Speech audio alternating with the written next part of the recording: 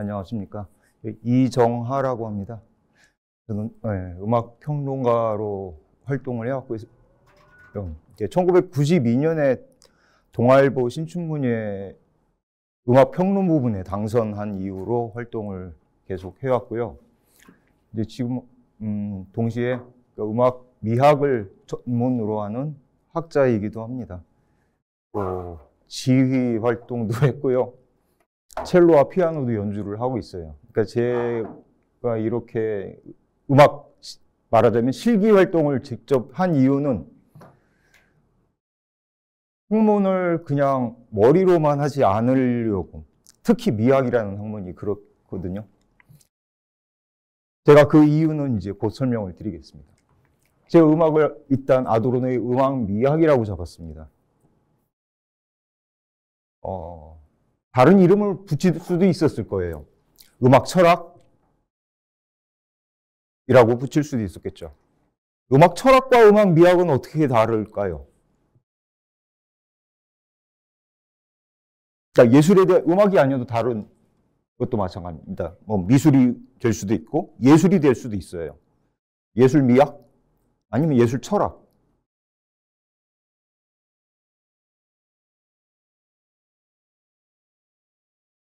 미학이 영어로 뭔지 아시나요? 에스테틱스라고 그러죠. 그게 원래 그리스어의 아에스테시스라는 단어에서 온 건데, 보다라는 동사입니다. 그러니까 인간의 감각을 나타내는 동사죠. 그걸 원래 철학이라는 것은 고대부터 인간의 지성, 이성을 연구한 학문이었어요. 왜냐하면 필로소피라는 말이 지혜에 대한 사랑이잖아요. 철학은 이제 지혜를 갈구하는 학문이죠. 지혜란 무엇인가? 진리에 대한 탐구거든요. 진리에 다가가기 위한 연구를 하는 건데, 인간이 진리에 다가가기 위해서는 무엇보다 지성과 이성을 통해서 도달할 수 있다고 믿어왔죠. 고대 그리스 때부터 계속 그래왔습니다. 그러니까 그러다 보니까 인간의 또 다른 능력, 이게 감성이 계속 폄하되고 배제되어 왔죠. 그게 사실 서양 철학의 역사예요. 어떻게 보면 주류 철학의 역사죠. 그런데 인간이 감성을 연구하는 줄기도 계속 있었습니다.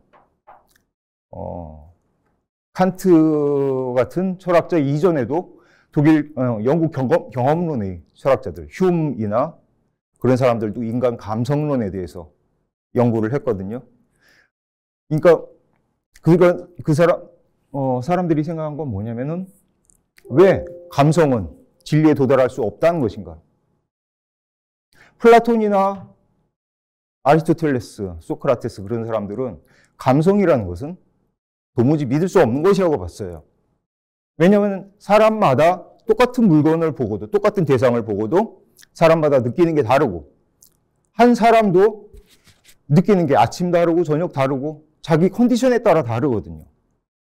조변석계 하는 거니까. 진리라는 것은 영구불변한 거라고 생각을 했거든요. 그러니까 계속 변하는 감성으로서는 영원불변한 진리를 인간은 인식할 수 없다고 생각을 했던 거죠. 하지만 우리는 지금 오늘날 우리는 예술이라는 걸 알고 있습니다. 예술이라는 개념 자체도 근대의 개념이에요. 그 이전에는 그림도 있었고 음악도 있었죠. 연극도 있었습니다. 하지만 그것을 다 묶어서 인간의 하나의 정신활동으로, 같은 부류의 정신활동으로 묶은 것은 근대에 와서의 일이에요. 아트라는 이름으로 묶었죠. 그전에는 아트라는 단어가 물론 있었습니다. 아트라는 단어도 있었고 아르스라는 라틴어 단어도 있었고요. 고대 그리스에서는 이게 테크네, 그러니까 기술의 영역이었습니다. 테크닉의 영역이었죠. 당시에는 예술이라고 여기기보다는 이것을 그저 손기술, 제작의 영역으로 여겼어요. 그러니까 공예품이라고만 생각을 했던 거죠. 미술이나 조각이나 아니면 우리가 아는 도자기 같은 것도. 당시엔 도자기가 없었지만 그리스에도 나름의 도자기가 있었습니다. 삼강비법도 있었고요. 근데 그 사람들은 우리나라도 고래청자를 만드는 장인들이, 도공들이 그저 천한 장이 취급을 받았죠. 지금은 그것들이 국보 취급을 받는 대단한 예술작품이라고 우리가 인정을 하고 있지만 당시엔 아니었던 겁니다. 그런데 우리 예술이라는 것을 향유하고 있는, 오늘날 우리의 눈으로 봤을 때 예술이라는 것은 우리가 예술작품을 감상함으로써 뭔가를 깨닫게 되거든요. 그거는 단순히 즐기고 감각적인 향유, 감각적 쾌락, 맛을 보고 예쁜 것을 보고 아름다운 소리를 듣는 것 이상의 그 무엇이 있거든요. 우린 예술을 감상할 때 그걸 얻게 됩니다. 정신활동이고 그것은 단순히 감성을 통해서 이긴 하지만 감성을 넘어서 무언가가 있어요. 그걸 알고 싶은 거죠, 사람들은. 심지어 우린 말할 수 있습니다. 예술을 통해서 우린 진리에 가까이 다가갈 수 있다고. 마치 우리가 뭔가를 깨달은 듯한, 불교에서 말하는 어떤 도를 깨달은 듯한, 법을 깨달은 듯한 그런 느낌을 받기도 합니다. 그게 계속 지속되지는 않아요. 그 어떤 순간에 예술적인 어떤 희열의 순간이 있습니다. 불교식으로 하면 그걸 법열이라고 할 수도 있겠죠. 법열이라는 것은 진리를 깨달았을 때의 희열이니까요. 그런데 사실 알고 보면 철학도 인간의 지성과 이성, 그리고 논리를 연구하는 철학이라는 학문도 애초에 태어날 때는 감정적이었어요. 무슨 말씀이냐면은, 왜 사람들이 철학을 하기 시작했냐면은 당연하다고 알고 있다는 것이 당연하지 않다는 것을 발견했기 때문이죠. 당연하다고 우리가 여기 왔던 것이 당연하지 않다는 것을 알게 되었을 때 사람들은 당장 어떻게 받아들일까요? 일단 당혹하게 됩니다. 어쩔 줄 몰라 해요. 이 당혹감이 철학의 시작이거든요. 이것 역시 미학의 영역입니다. 이 당혹감. 여러분이 혹시 미학을 공부하셨으면 잘 아실 숭고라는 개념 있죠? 숭고라는 개념이 사실은 당혹감과 크게 다르지 않습니다.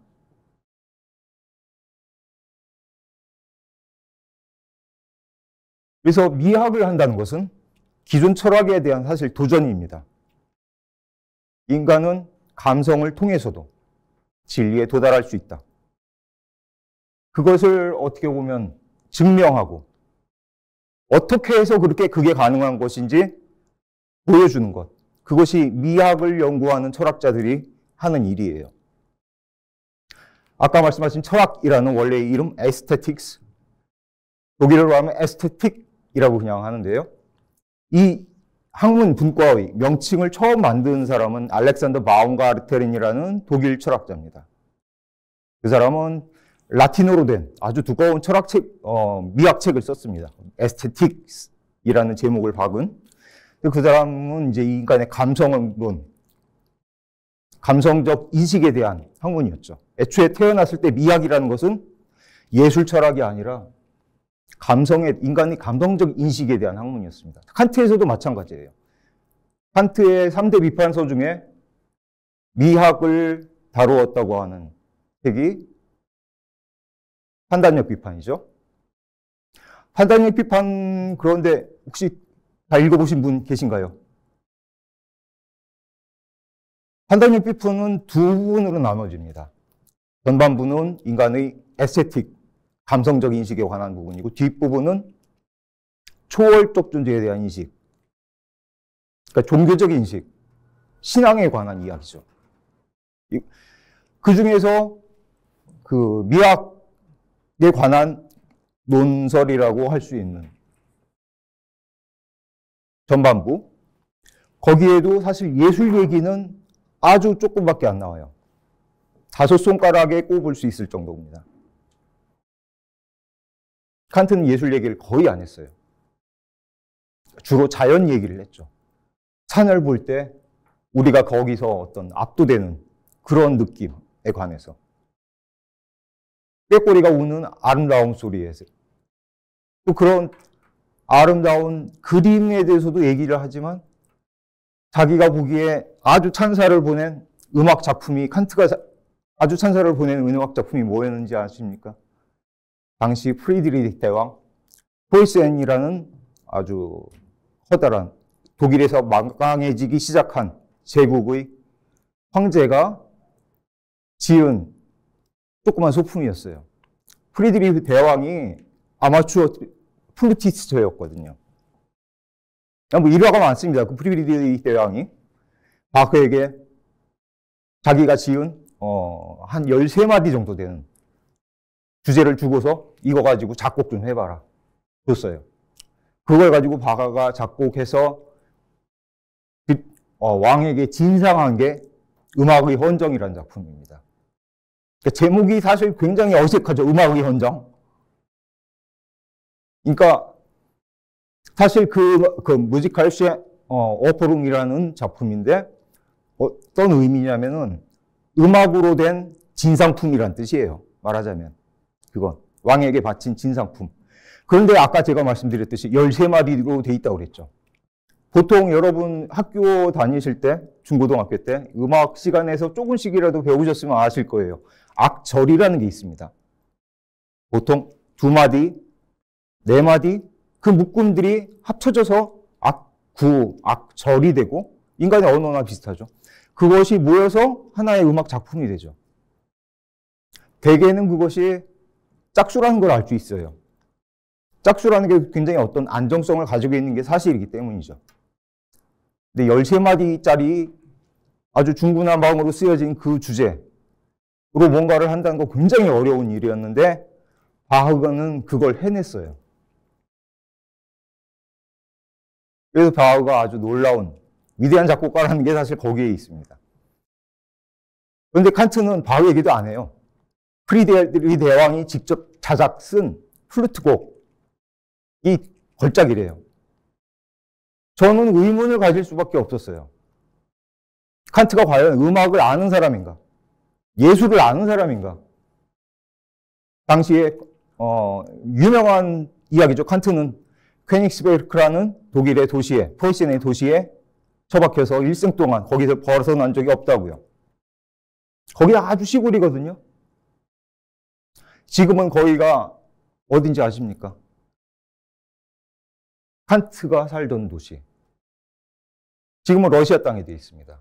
폴란드의 오른쪽에 있는 칼리닝그라드라는 도시예요. 그 땅을 소련 사람들한테는 아주 중요한 땅이죠. 전략적 요충지입니다. 왜냐하면 거기는 이제 서구로 넘어갈 수 있는 교두보가 되기 때문이죠. 그 땅을 2차 대전 이후에 얻었어요. 그러니까 지금 독일 입장에서 볼 땐 변방 중에 변방이고 거기에서 어떤 예술 감상, 예술 활동을 한다는 것은 사실 쉽지 않은 일이었습니다. 당시엔 더더욱. 그런 사람이 예술 철학을 했다는 건 솔직히 좀 쉽지 않죠. 칸트의 어떤 지역적 한계, 시대적 한계도 있었을 테지만 아무튼 칸트가 대단한 미학책을 쓴 건 분명합니다.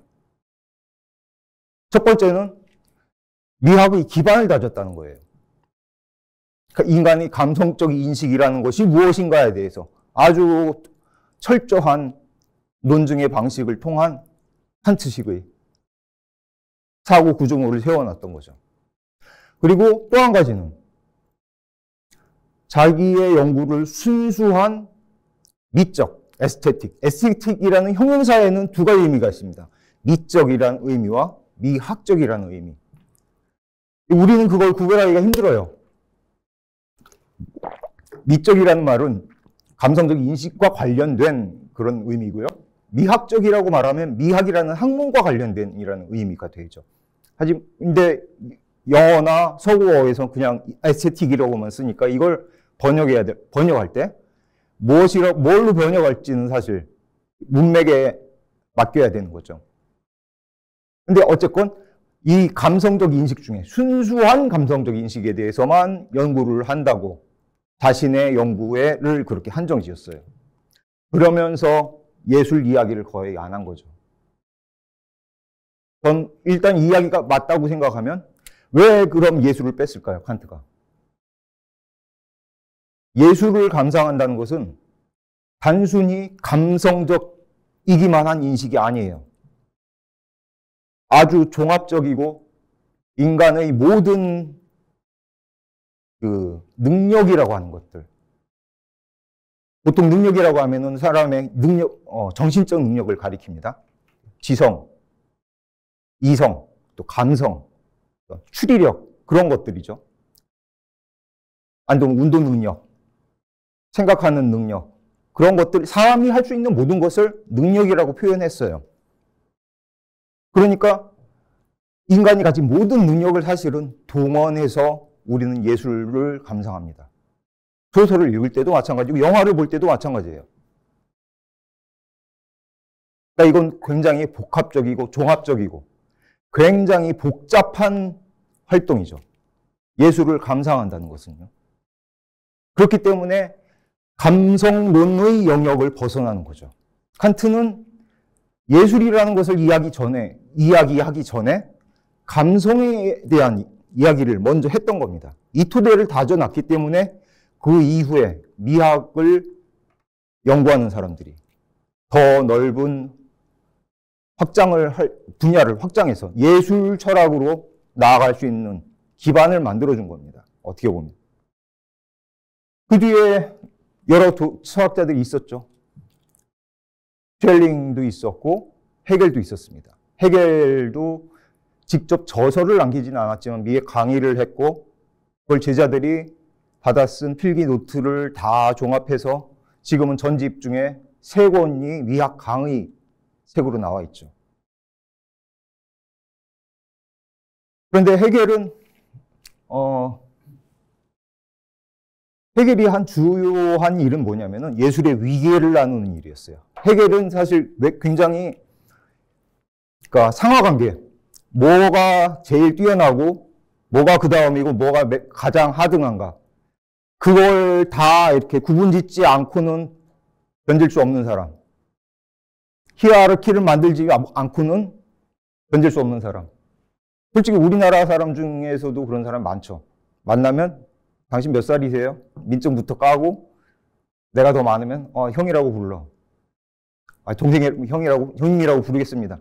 그것부터 정리를 해놔야 직성이 풀리는 사람들이 많습니다. 우리나라 사람들. 헤겔도 그런 사람이었어요. 그러니까 예술 중에서도 미술이 가장 뛰어난 것이냐, 문학이 가장 뛰어난 것이냐, 음악이 가장 뛰어난 것이냐, 그걸 이야기를 했던 거죠. 그리고 시대로 나누자면 고대의 예술이 가장 뛰어났느냐, 아니면 고전 시기의 예술이 뛰어났느냐, 우리 시대의 예술이 뛰어났느냐, 그걸 논하려고 했어요. 나름 헤겔은 예술에 대해서 굉장히 박학다식했습니다. 그런데 헤겔에게 한계가 있었어요. 혹시 베토벤이라는 아주 위대한 작곡가와 헤겔을 놓고 보면 둘 중에 어느 사람이 먼저 시대가 앞선 시대의 사람일까요? 헤겔과 베토벤 중에. 한번 맞춰보세요. 한번 짐작해 보세요. 앞선다고 베토벤이 앞선다 생각하시는 분. 헤겔이 앞선다. 아무도 없으시네요. 여기 지금 6분이 계시는데 5분이 베토벤이 헤겔보다 전 시대의 사람이라고 생각을 하셨어요. 베토벤이 태어난 해가 1770년입니다. 헤겔이 태어난 해는 역시 1770년이에요. 두 사람이 동갑입니다. 그러니까 헤겔이 활동할 당시 베토벤은 독일 전역과 오스트리아 전역에서 이름을 떨치던 작곡가였죠. 그런데 헤겔이 미학 강의를 할 때 베토벤에 대한 언급은 하나도 없었습니다. 로시니에 대해서는 굉장한 찬사를 보내요. 로시니 그 음악들 아시죠? 로시니 오페라. 아주 쾌활하고 발랄하고 아주 그늘이라고는 없는 것 같은 그런 음악들이죠. 그러니까 사실 그런데 베토벤은 어떤 음악에서 어떤 업적을 남긴 예술가라고 표현할 수 있느냐면요.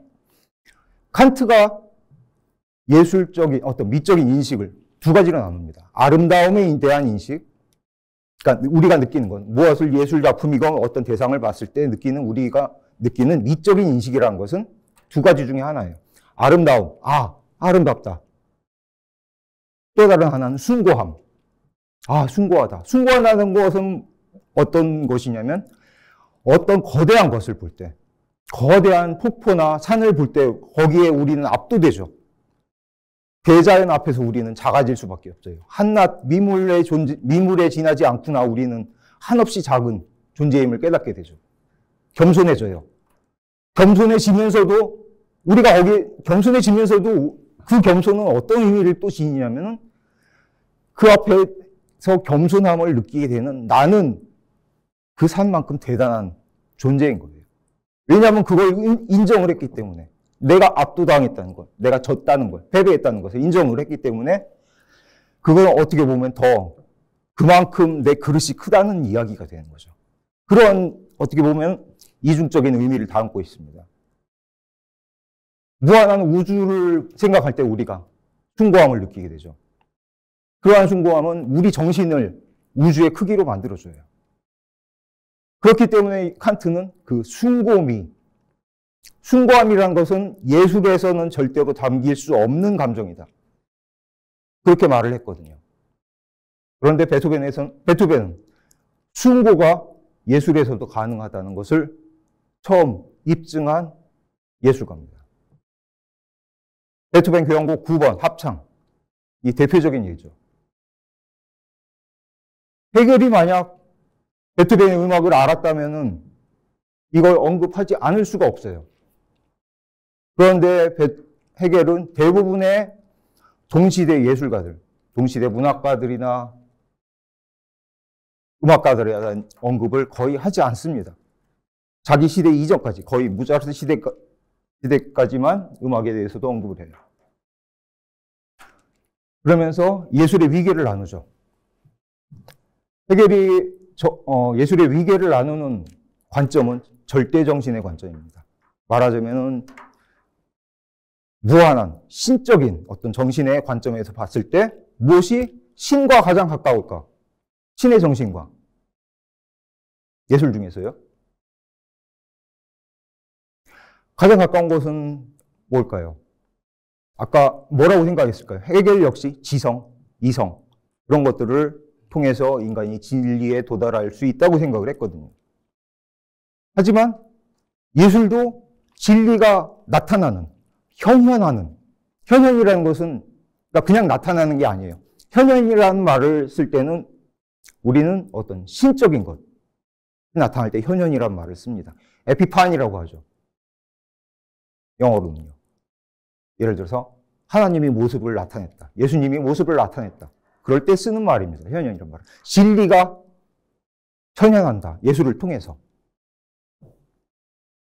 어쨌건 그 감성적 인식을 통해서 우린 단순한 그저 감성적인 것 이상의 어떤 정신적인 활동을 한다는 것을 인정을 한 거죠. 헤겔은. 거기까지는 나아간 겁니다. 하지만 헤겔이 볼 때 예술의 위계를 나누죠. 그렇다면 이 정신의 어떤 지성적인 것, 신적인 어떤 이성에 가장 가까운 예술은, 장르는 무엇일까? 헤겔은 그게 문학이라고 말합니다. 인간의 언어로 되어 있기 때문이죠. 우리는 철학을 할 때도 우리의 일상 언어로 철학을 하잖아요. 생각을 할 때도 그렇고요. 그것과 똑같은 언어로 문학은 하는, 그 언어를 사용하는 활동이기 때문에 가장 정신적이라는 거죠. 예술 중에서. 그리고 그 다음은 어떤 형상을 지닌 조형예술, 미술과 조각을 포함한 조형예술들입니다. 음악을 가장 낮은 단계라고 봤어요. 이것은 아무것도 표현하는 게 없거든요. 말하는 게 없거든요. 음악을 우린 번역을 할 수가 있을까요? 어떤 노래를 듣고 우리가 감상문을 쓰기도 하죠. 근데 감상이라는 게 그 음악을 우리의 자연 언어로 번역하는 작업하고는 완전히 거리가 멉니다. 완전히 불가능한 작업이에요. 평론의 어려움도 사실 거기에 일부분이긴 합니다. 음악에 대해서 사람의 일상 언어로 말한다는 것은 불가능한 일이거든요. 그 얘기는 일단 뒤에 가서 더 말씀드리도록 하고요. 쇼펜하우어와 니체도 음악에 대한 이야기를 했어요. 니체는 심지어 작곡도 했습니다. 쇼펜하우어도 약간의 화성학 정도 지식은 있었고요. 니체가 쓴 가곡과 피아노곡 유튜브에서 한번 찾아서 들어보시면 꽤 들을만해요. 상당히 멋집니다. 그런데 쇼펜하우어와 니체가 쓴 어떤 음악론은 굉장히 협소합니다. 이 사람들은 화음에 대해서만 이야기해요. 화음이란 무엇인가? 화음이란 뭐 어떤 우주의 질서를 투영한 그 그런 식의 얘기를 두 사람 합니다. 그건 뭘까요? 우리가 듣는 것, 그 화음의 질서와 우주의 질서를 결합한다는 것은 형이상학이에요. 감성과는 사실 상관이 없는 이야기입니다. 그건 사실 어떻게 보면은 우리가 네오 블록을 쌓으면서도 할 수 있는 얘기죠. 그 조형물은 조화로운 조형물, 하모니, 우주의 하모니와 음악의 소리의 하모니를 동일시한 겁니다. 그래서 거기에 온갖 의미를 부여하죠. 쇼펜하우어와 니체는. 그러고는 근데 음악이라는 것은, 음악 작품이라는 것은 하모니로만 된 게 아니거든요.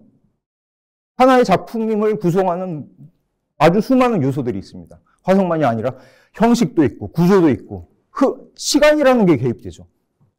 음악이라는 것을 우리가 논할 때 가장 중요한 것 중에 하나가 사실 시간입니다. 근데 그런 거에 대해서는 이야기를 못해요. 그저 화성 하나만 가지고 이야기를 합니다. 아쉽죠. 뭔가 그래도 기대를 했는데 가려운 데를 긁어주진 못해요.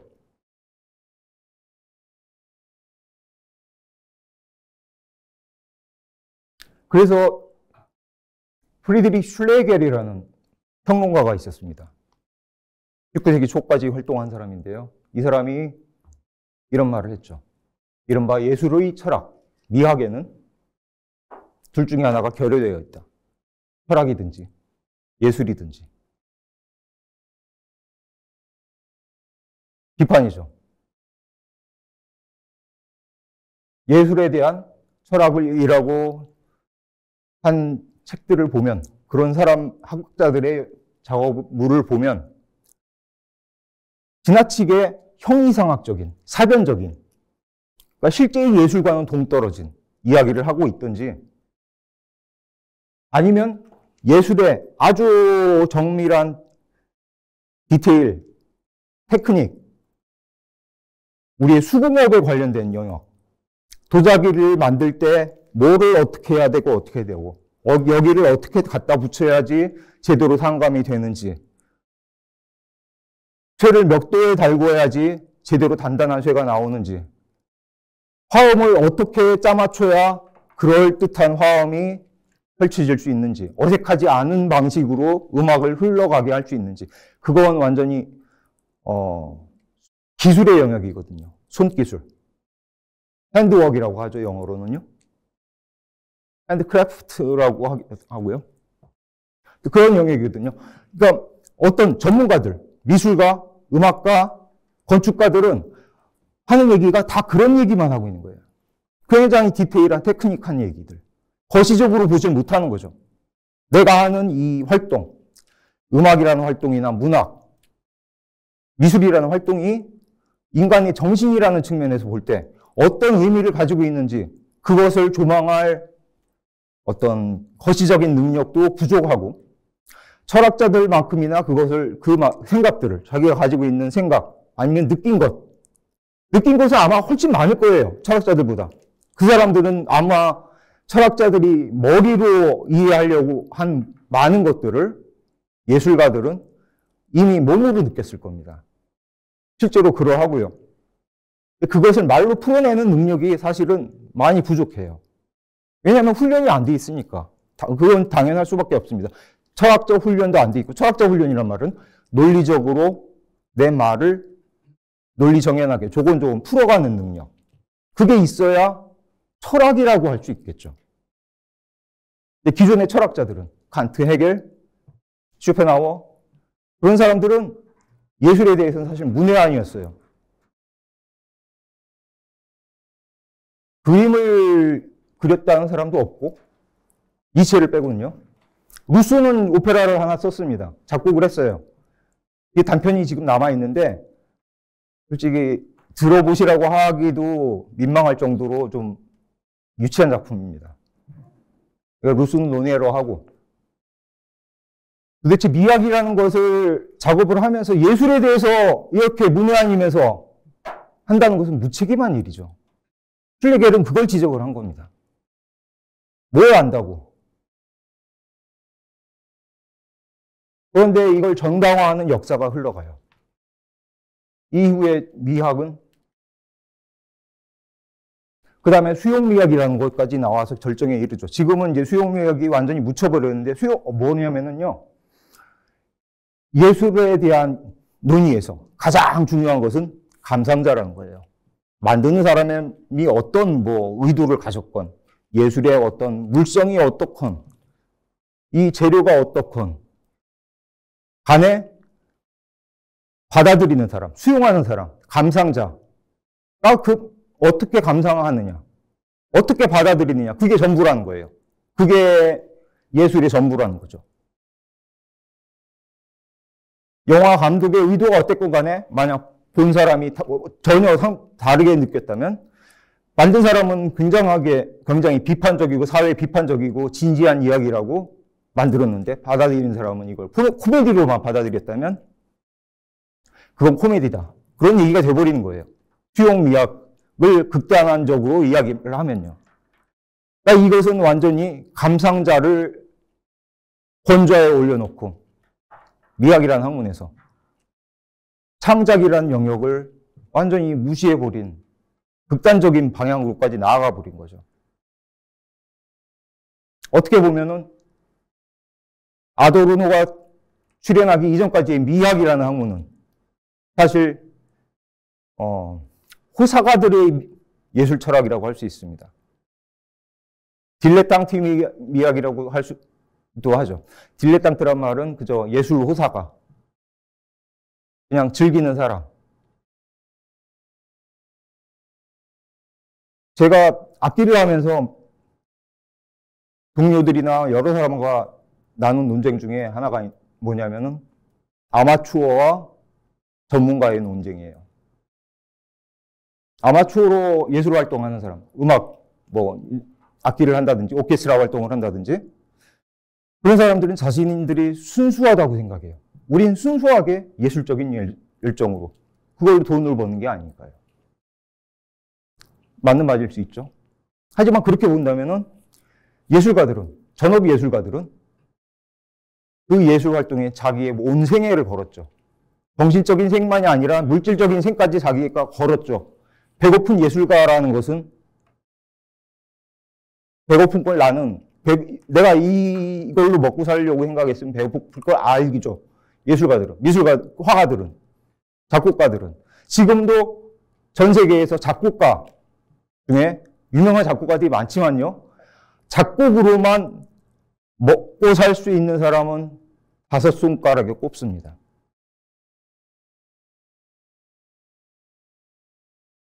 극히 일부에 지나지 않아요. 그걸 알고 있죠. 이게 얼마나 어려운 힘든 길인지를. 그렇기 때문에 어떻게 보면 그 사람들이 더 예술에 대해서 더 진지하고 자기 생애를 걸 정도로 더 진지하고 심오한 사람들이라고 말할 수 있지 않을까요? 거꾸로.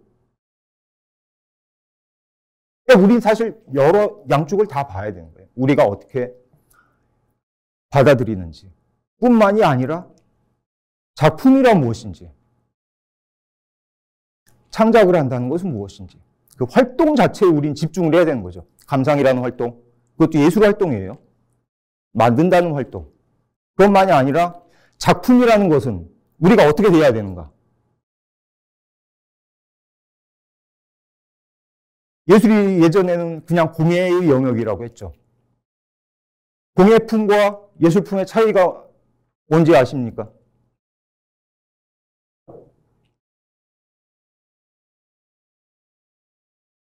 똑같은 도자기를 만들어 놓고 그게 예술품이라고 했을 때와 그냥 공예품이라고 했을 때의 차이점.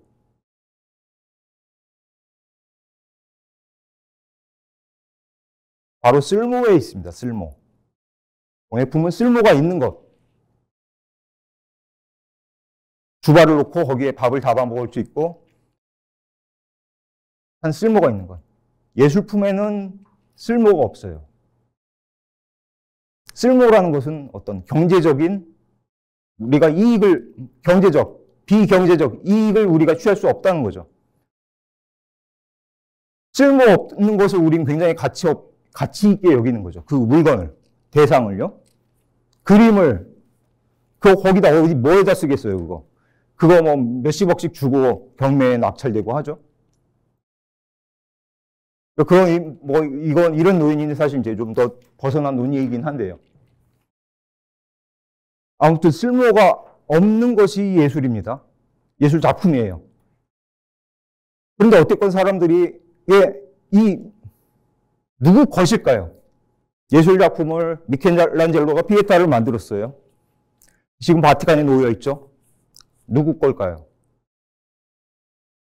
소유자가 누굴까요? 누구에게 귀속될까요?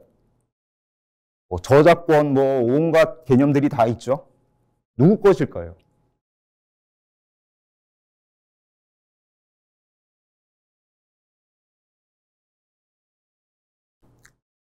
이 고민을 사실 사람들 조금만 생각하면 해볼 수 있거든요.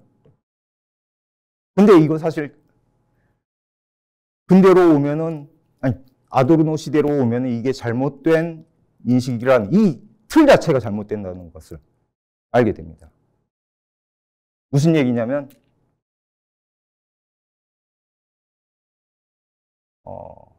평등, 프랑스 혁명 정신의, 그러니까 근대 정신의 바탕 중에 하나가 평등이에요. 자유, 평등, 형제애. 그 중에 평등하다는 것을. 모든 인간은 평등하다고 알고 있죠. 타자라는 말 들어보셨을 거예요. 타자라는 말은 나와 다른 것을 가리키는 말입니다. 타인이라고 말하면 나와 다른 사람을 가리키죠. 타자라고 말했을 때는 나와 사람만이 아닌 모든 것을 가르쳐요. 내가 아닌 모든 것. 타자라는 말 굉장히 많이 들으셨을 거예요. 타자에 대한 이야기들. 철학에서 굉장히 많이 나오는 이야기죠. 지금. 문제는 나와 타자의, 그러니까 자아와 타아의 문제죠. 그 뭐냐면 서양에서는 계속 철학이라는 것에, 인식이라는 것을 다룰 때 주체와 객체라는 이문법적인 구도를 놓고 봤습니다. 자아가 대상을 어떻게 해서 인식할 수 있는가. 근데 그 인식이라는 것은 사실 소유예요. 인간의 진리를 탐구하고 과학적인 지식을 얻는다는 것은 사람들의 소유욕을 충족시켜줍니다. 우리가 뭘 알았을 때는 우리가 그걸 가진 듯한 느낌을 얻게 돼요. 우주에 대해서 어떤 진실을 알게 됐을 때 우리는 우리는 소유한 것과 같아요. 정신적으로. 그렇게 느끼게 돼요. 소유활동이죠.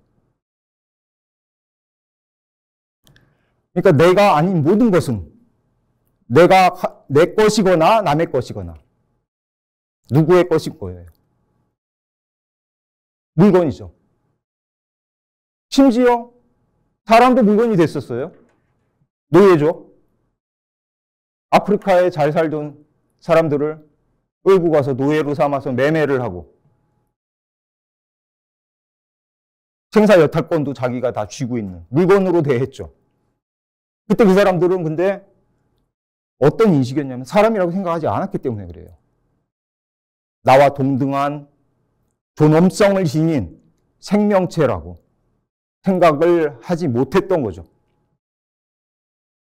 그러니까 원숭이보다는 좀 발달돼 있지만 호모사피엔스, 자기 유럽인들, 자기들만 호모사피엔스, 인간이라고 생각했으니까요. 인간보다는 열등한 어떤 종이라고만 생각했던 거예요.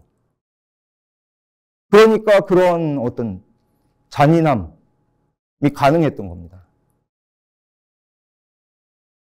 그런데 지금 우리는 그런 인식이 많이 깨졌죠. 심지어 우리는 모든 사람은 평등하다만이 아니라 모든 생명은 평등하다. 그런 얘기까지 들어요.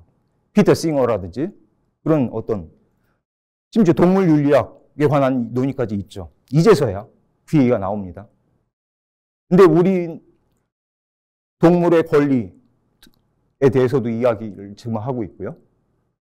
그런 이야기들은 다 타자에 관한 이야기들이에요. 내가 아닌 것들을 여태까지 나는 나와 동등하다거나 나처럼 똑같이 느끼고 기뻐하고 슬퍼하고 감정이 있고 고통을 느끼는 그런 존재라고 못 느꼈던 대상들, 또 나와 동등한 대상이라는 것.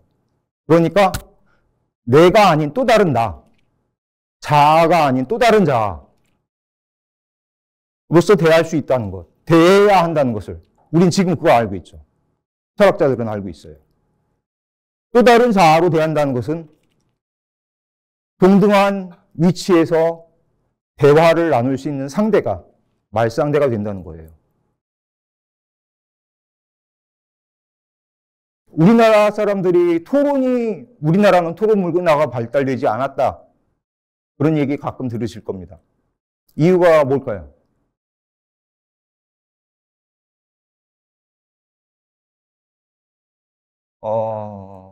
좀 옛 사고방식으로는 나이를 따지기 때문에 그렇죠. 말싸움을 하다가 결국에 가서 너 몇 살이야가 나오죠. 그럼 그 대화는, 그 토론은 거기서 끝나버리는 겁니다. 그렇기 때문에 안 된다고 말을 하죠. 마찬가지예요. 열등하다고 느끼는 순간 동등한 대화는 될 수가 없습니다. 어떤 사람이 위고 아래고 그렇게 느끼는 순간. 평화로운 대화의 전제 조건은 평등입니다. 평등하다고 봐야 돼요. 상대방을 그 위치에 놓아줘야 되는 거죠. 스스로 그럴 수 없다면 우리가 높여줘야 돼요. 약자를 돌봐야 되는 뭐 그런 식의 이치인 거죠. 아도르노는 예술에서 그걸 봤습니다. 예술 작품이라는 것. 우리 예술 작품 속에도 작품이라는 하나의 덩어리. 이걸 뭐 또 다른 하나의 자아라고 볼 수도 있겠죠.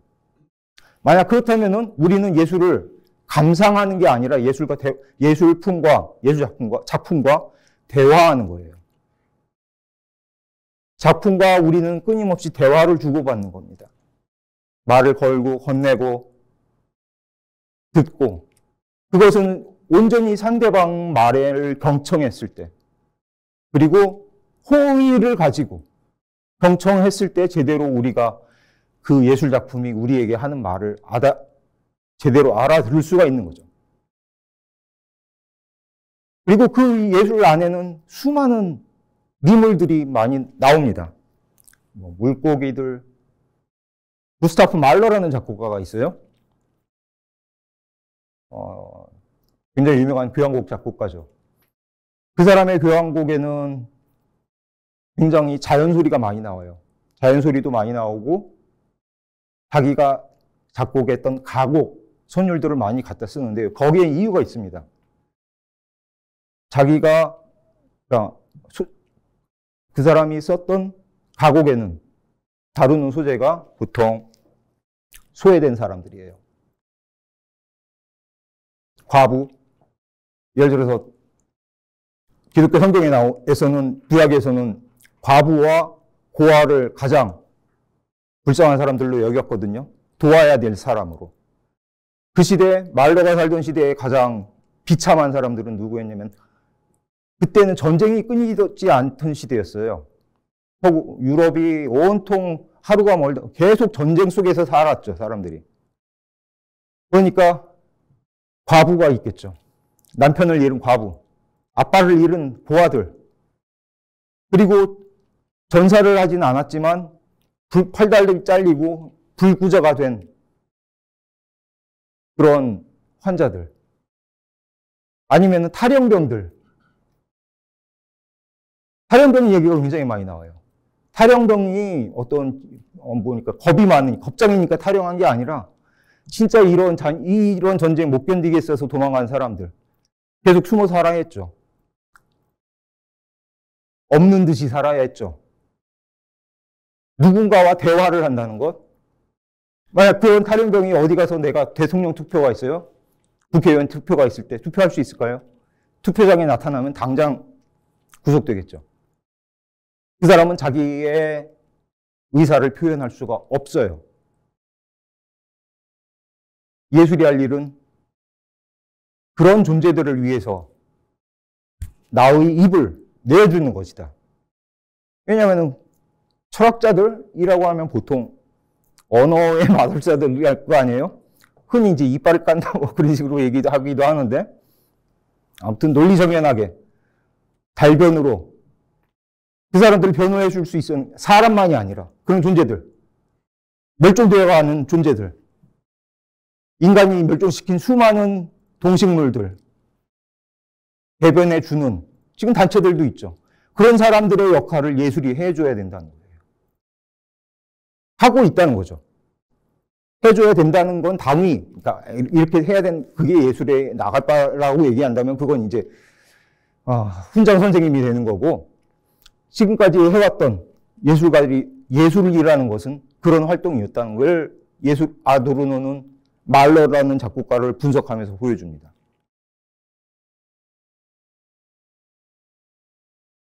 근데 아도르노가 이제 음악에 대해서, 저는 아도르노가 굉장히 평가할 때 흔히 이렇게 평가합니다. 최후의 르네상스맨. 르네상스맨이라는 것은 모든 분야를 넓게 아는 사람 말을 뜻합니다. 학문 분야의 모든 분야.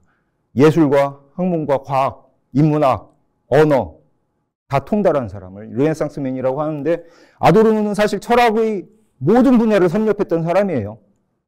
그리고 그 분야에 대한 저서를 남긴 사람이고요. 그럴 수 있었던 철학자 중에는 사실 마지막이라는 거죠. 그 이유는 아도르노가 스스로가 음악가였기 때문에 가능했습니다. 아도르노는 20대 때부터 음악평론가 활동을 했어요. 어렸을 때 어머니가 이탈리아인이었거든요. 아도르노라는 이름이 딱 거기서 떠올리실 수 있을 겁니다. 아도르노라는 이름은 이탈리아 이름이에요. 어머니 이름이죠. 원래는 아버지는 위젠그룬트라는 성을 가지고 있었습니다. 위젠그룬트 하면은 풀밭이라는 의미입니다. 근데 이것은 딱 전형적인 유대인 성이에요. 아도르는 그게 싫었나 봐요. 이걸 어떻게 평가하든 그 사람은 아무튼 그걸 내세우고 싶지 않았죠. 그 딱딱한 이름을. 그래서 어머니 성을 활동명으로 쓰기 시작한 거예요. 테오도어 아도르노.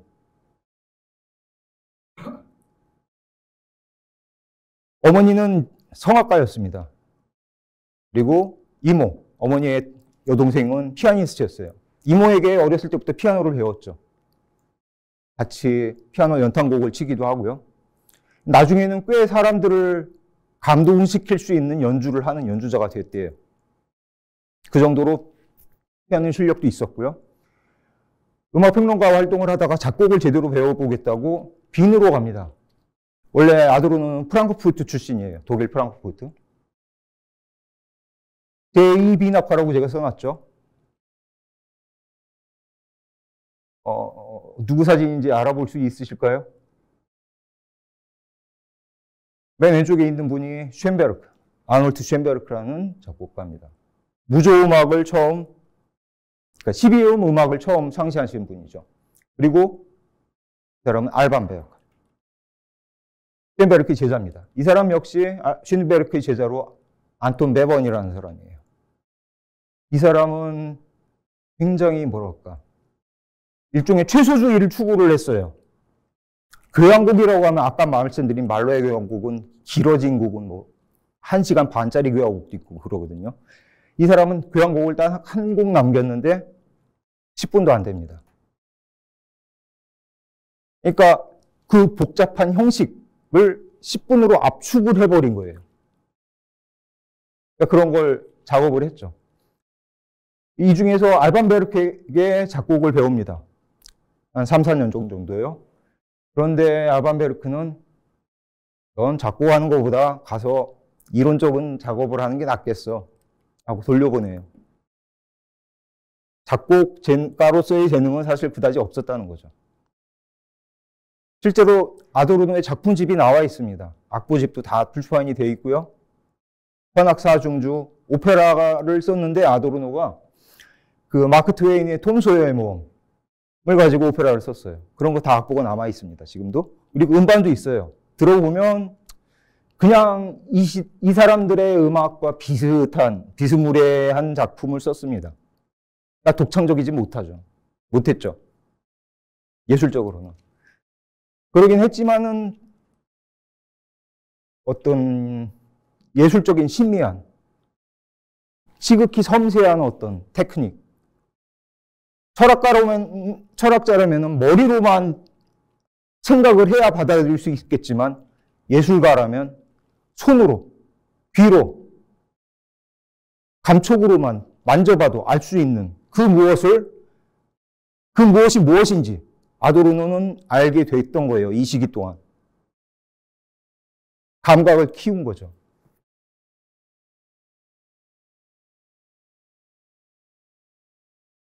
그러니까 감성 활동을 통해서 우리가 어떻게 진리에 도달할 수 있는가. 거꾸로 해결식으로 말하면 진리가 어떻게 해서 예술작품에서 나타날 수 있는가. 그것을 제대로 볼 수 있는 사람이 어떻게 보면 아도르노에 와서야 이 사람이 제대로 된 그런 영향을 지닌 사람이라고 할 수 있다는 겁니다. 아도르노가 생전에 남긴 글들의 전집이 있는데요. 전부 20권이거든요. 그 중에 절반 이상이 음악에 관한 이야기입니다. 음악에 관한 책이거나 아니면 다른 이야기를 하더라도 음악에 대한 이야기가 빠지지 않는 그런 글들이 절반 이상이에요.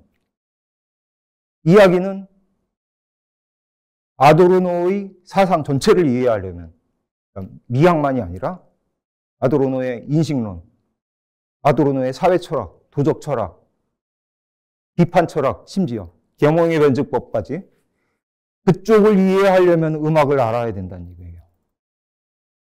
음악에 대한 제대로 된 이해 없이는 그런 아도르노의 저서를 제대로 읽어낼 수 없다는 이야기가 됩니다.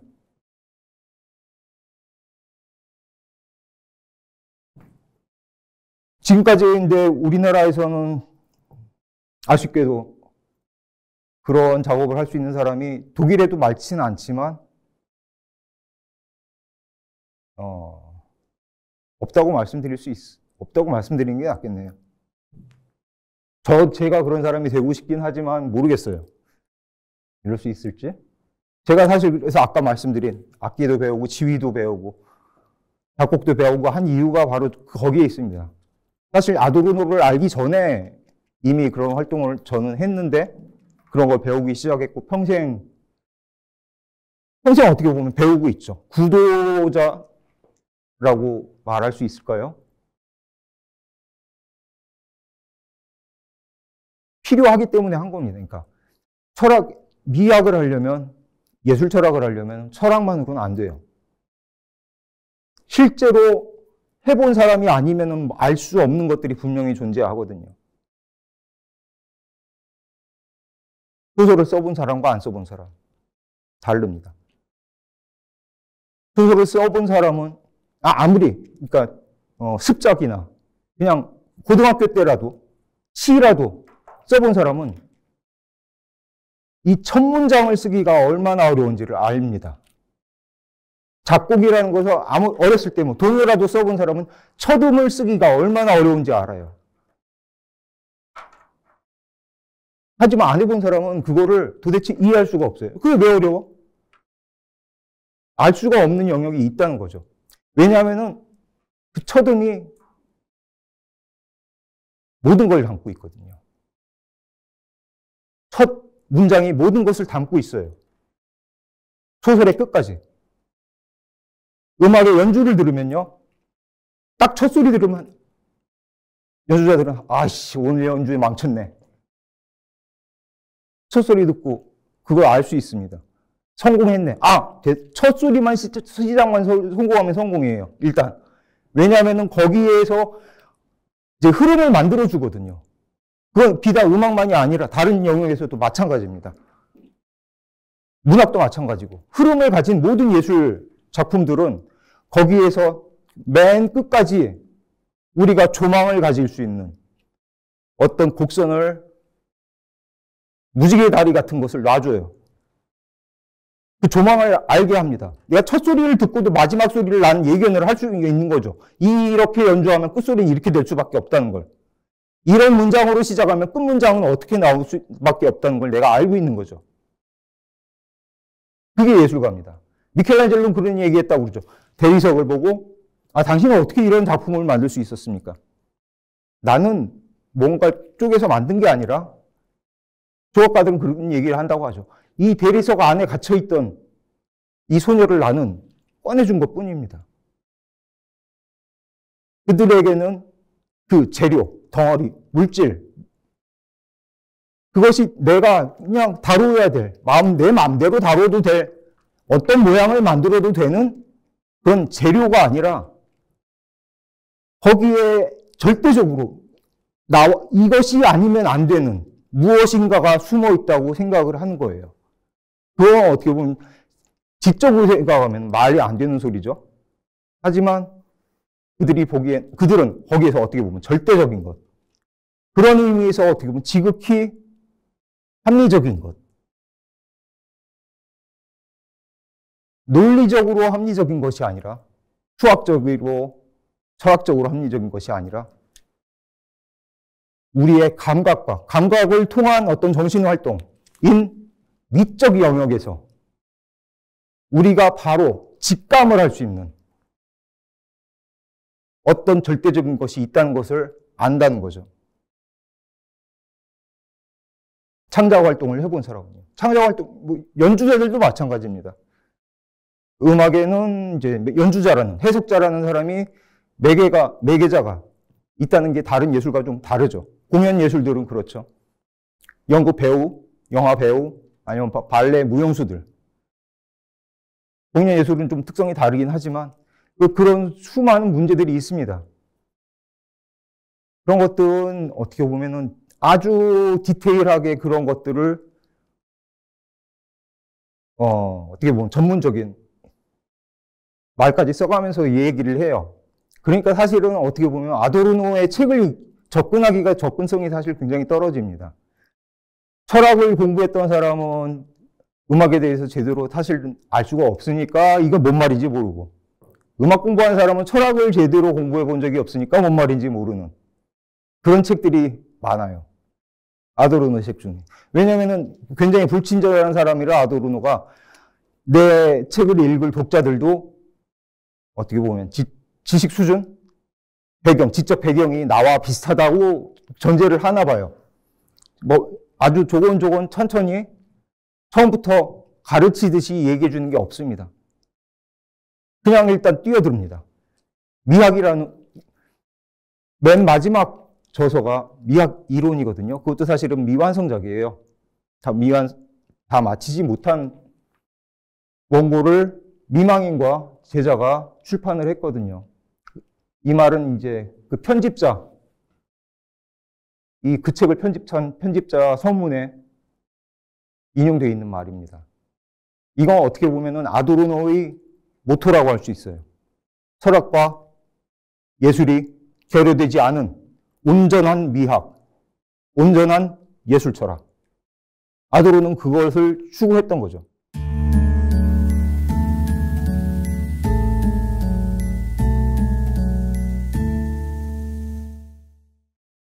아까 헤겔 말씀드렸는데 헤겔로 한번 다시 돌아볼게요. 헤겔이 시대별로 예술 현상을 어떻게 보면은 나름대로 정리를 한 게 있는데, 그러니까 아주 단순하게 말씀드리자면 이렇습니다. 고대 예술. 그러니까 형식과 내용 관계를 가지고 설명을 합니다. 그러니까 형식적인 틀. 그러니까 이거는 어떤 관습에 의한 거죠. 우리에게 주어져 있어요. 음악 같으면 도레미파솔라시도라는 재료는 우리가 바꿀 수 없는 재료죠. 내가 태어날 때부터 언어는 사회적 약속이라고 하죠. 들어보셨을 거예요. 소시로가 한 그 말을. 우리가 약속을 한 적은 없어요. 설명을 한 적도 없죠. 하지만 태어났을 때부터 우리한테 이미 주어져 있습니다. 약속인 것처럼. 이런 것도 마찬가지예요. 물감들, 대리석, 그것이 대리석이냐. 우리나라에는 석조 건물이나 어떤 조각 작품이, 석조 작품이 많지 않은 것이 이유가 우리나라에 있는 돌들은 굉장히 딱딱하거든요. 화강암은. 아주 다루기 고약한 재료예요. 대리석이라는 건 굉장히 무른 재료입니다. 아주 깎아내기 쉬운 돌이에요. 그들은 그래서 대리석으로 조각을 할 수가 있었죠. 우리나라는 그래서 목조 건물 밖에 못 만들었던 거고요. 그러니까 거칠게 말씀드리면 그렇습니다. 그런 어떤 재료에서 오는 한계. 그런 걸 가져다 줄 수 있을 거예요. 형식이라는 거는 그런 걸 말을 해요. 형식. 어떻게 보면 우리를 가두고 있는 틀이죠. 내용이라는 것은 그 그릇에, 형식이라는 그릇에 담는 우리의 마음입니다. 내가 말하고 싶은 것, 내가 느낀 것, 난 이런 걸 느꼈습니다. 당신들도 이런 걸 느끼게 내가 해주고 싶어요. 난 이런 말을 하고 싶어요 하는 그런 내용들을 담겠죠. 그 형식에다. 내 이야기를 전해주고 싶어요. 내가 어떻게 살아왔는지 말해주고 싶어요. 그런 이야기가 담기겠죠. 그런데 이 형식의 내용을 집어넣으려고 하면은 우리가 말하려고 하는 것이 이 형식에 다 담길까요?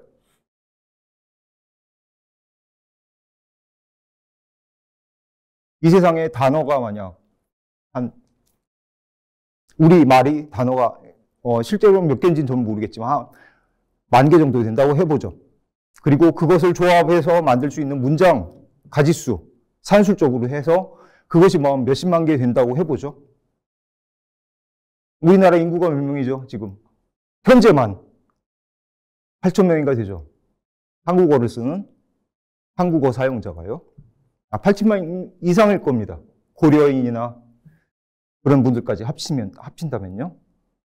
그런데 그 가지수가 한 500만 개 된다고 해도 8천만이 되는 사람들의 각각의 마음을 다 다른 사람, 그 사람들의 마음을 다 담을 수 있을까요? 표현할 수 있는 마음이 있을까요? 문장이 있을까요? 수식으로 대응하면 1대5 정도 되겠죠, 뭐? 한 문장을 가지고 5명이 거기 모여야 될 거예요. 내 마음을 표현하는 문장은 이겁니다 하고 모인 사람들이 최소한 5명씩은 나눠야지 될 겁니다. 그럼 그 5사람들은 다 똑같은 사람이냐? 아니거든요. 이 말은, 그러니까 제가 이제 뭐 아주 단순화시켜서 말씀을 드린 거지만 이걸 사람들이 느끼기 시작한 때가 있어요. 관습적으로 주어진 어떤 공간들, 작업장, 재료들, 나의 내면을 표현하기에는 턱없이 부족하고 적당치 않다는 것을. 그게 낭만주의 시대입니다. 그 시대는 19세기 낭만주의 시대. 그때 와서 많은 사람들이 나를 발견하기 시작해요. 다른 누구도 아닌 나. 다른 모든 사람과 인간으로서 공통점이 99%라고 하면 나머지 1%가 순전히 나겠죠. 유일무이한, 이 세상에서 유일무이한 나겠죠. 그것에 대한 감각이 있을 거예요. 나 자아를 많이 성찰해 본 사람이라면요. 그걸 표현하고 싶은데 그럼 그걸 표현할 언어가 없는 거예요. 예술적으로 눈을 벌려도 음악으로 봐도 문학으로 봐도 미술로 봐도 그걸 표현할 언어가 없는 거예요. 재료가 없는 거예요. 그러니까 그때 사람들은 새로운 표현 도구를 찾아 나서게 됩니다. 새로운 형식을 만들게 하려고 하고요. 낭만주의 시대에 와서 그전에는 고전주의 시대 때는 교향곡이라는 걸 썼죠. 베토벤, 모차르트, 하이든이요. 낭만주의 시대 작곡가들도 물론 교향곡을 쓰긴 했지만 이 교향곡이라는 것, 뭐 협주곡이라는 것 이런 거는 한물 갈 장르입니다. 왜냐하면은 그게 그냥 시대에 뒤떨어져서 유행이 지나서가 아니라 내 마음을 담을 수가 그릇이 아니라는 거예요. 그 형식이 없는 형식을 추구를 합니다. 낭만주의에 와서는. 개인을 발견하게 돼요. 그러니까 이때는 이것을 두고 해결은 어떻게 표현하냐면은 내용이 형식을 압도하는 시대라고 말을 합니다. 그러면은 그 전 시대, 고전주의 시대는 어떤 시대였냐면 형식과 내용이 일치했던 시대예요. 내가 말하고 싶은 것, 내가 느끼는 것이 내 눈앞에 그대로 존재하던 형식에 그대로 담아도 되는, 다 반영이 되는, 조화를 이루는, 어떻게 보면 형식과 내용이 조화를 이루는 시대였다는 거죠. 그리고 고대, 헤일이 말하는 고대는 고대 그리스 로마가 아니라 그 더 전 시대예요. 이집트 시대. 고대 이집트의 예술들은 형식이 내용을 압도했던 시대라고 말을 하죠. 헤겔은요. 이런 통찰은 사실 일견 의미가 있습니다. 당시의 그림들, 그 벽화들 같은 것을 보면은 철저히 상징화되어 있어요. 고대 그리트 벽화에서 인간의 크기는 보면 크게 그려진 사람도 있고 작게 그려진 사람도 있거든요. 그리고 보시면 알겠지만 정면을 보고 있는 인물이 있고 옆을 보고 있는 인물이 있어요. 이게 그 사람 키를 나타내는 게 아니라 신분을 나타냅니다. 키가 큰 사람은 크게 그린 게 아니라 노예를 작게 그리고 왕은 가장 크게 그리는 거죠. 그런 식인 거죠. 옆을 본다는 것, 앞을 본다는 것 다 의미가 있어요. 그런데 우리가 그런 어떤 사전 정보 없이 그걸 알 수 있을까요? 모르죠. 우리가 감각적 지각으로 알 수 있는 정보는 아니에요. 우린 그걸 어떤 정보를 제공받아야만, 그리고 그것이 약속 체계로서 자리 잡혀 있는 사회 속에서만 그것으로 이건 귀족이구나, 왕이구나 알 수 있는 거죠. 이것은 언어가 똑같아요. 그러니까 언어가 자의적이라고 말을 하잖아요. 자의적이란 말은 컴퓨터라는 말, 이 컴퓨터라는 말이 지칭하는 이 사물의 관계는 사실 절대적인 관계가 전혀 아니라는 거예요. 뭐라고 부를 수도 있는데 하필 우리는 우리 시대에 이때 와서 컴퓨터라고 부르게 됐다는 거죠. 뭐라고 부를 수도 이걸 자의적이라고 합니다. 뭐라고 이름을 갖다 붙일 수도 있는 거죠. 이것과 어떤 물질적으로도 의미론상으로도 어떤 관계가 있는 게 아니거든요. 사람도 마찬가지. 우리가 우리를 사람이라고 부를 때 이 사람이라는 이 발음, 소리는 우리 존재와는 사실은 무관하다는 것. 그런 이론입니다. 이런 식의 기호가 상징이에요. 심볼. 기호학에서는 그렇게 얘기를 합니다. 이것은 순전히 약속에 의해서만 기능을 하는 기호 체계죠. 그러한 상징이 내용을 전부 압도해버린 시대였어요. 고대 그리스는. 모든 것이 그 몇 개의 상징만으로 이루어져 있었죠.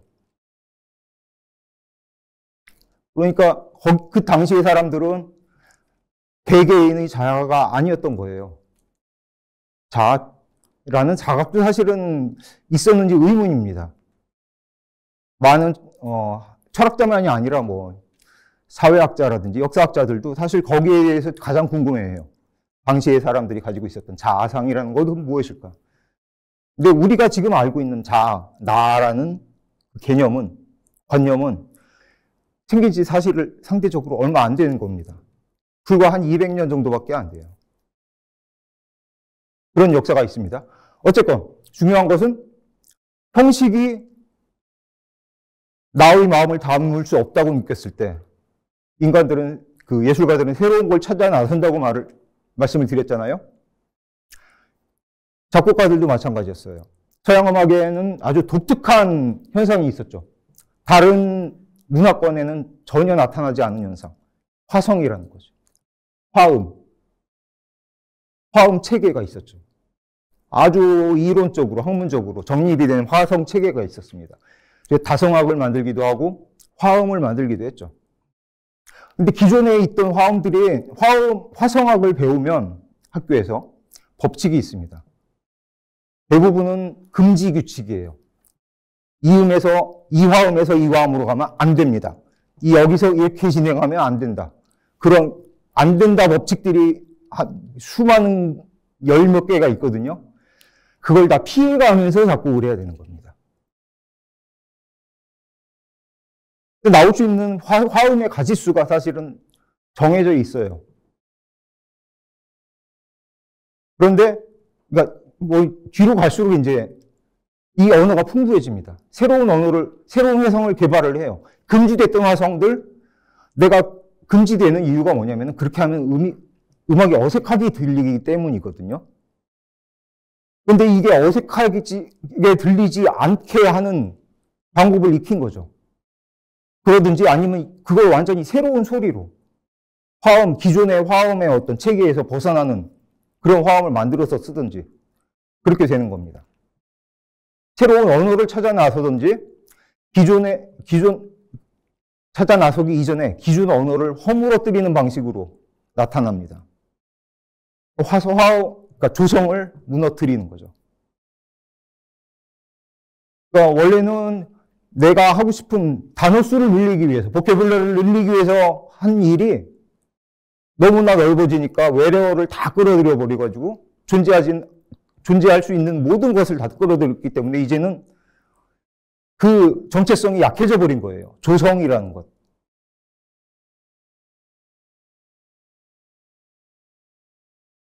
그러니까 그거 원래 일부러 그렇게 한 건 아니었습니다. 맨 처음에 이제 조성음악이 파괴되고 무조음악이 시작된 그 시점을 어디로 보냐면 우리 대개 바그너의 악극인 트리스탄과 이졸데 전주곡에서 샀습니다. 거기 트리스탄 화음이라고 아예 음악 이론가들이 부르는 화음이 있어요. 그걸 한번 같이 앞부분만 잠깐 같이 들어보겠습니다. 지휘하는 분은 피에르 블레즈라는 아주 유명한 작곡가세요. 50년대 아방가르드 음악의 아주 대표적인 작곡가죠. 지금은 돌아가셨습니다. 그분이 이런 지휘자로서도 굉장히 명성을 날렸어요.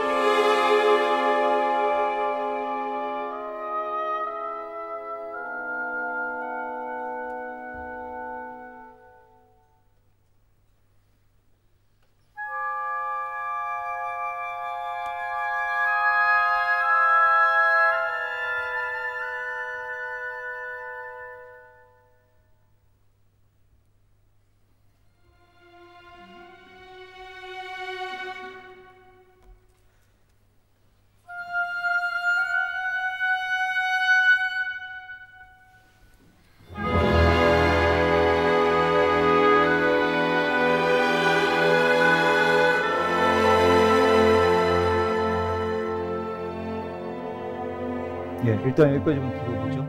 중요한 건 맨 처음에 들었던 따라라라라 하는 그 선율입니다. 그것과 그 밑을 같이 있는 화음. 어떤 느낌이냐면요. 이 음악의 조성을 알 수가 없어요. 처음에 노래를 들을 때는 따라라라 까지만 오면은, 아, 이 음악이 무슨 조구나. 알 수 있었는데, 거기서 더 나가버려요. 노래가. 라라라라라 삐져나가버리는 거죠.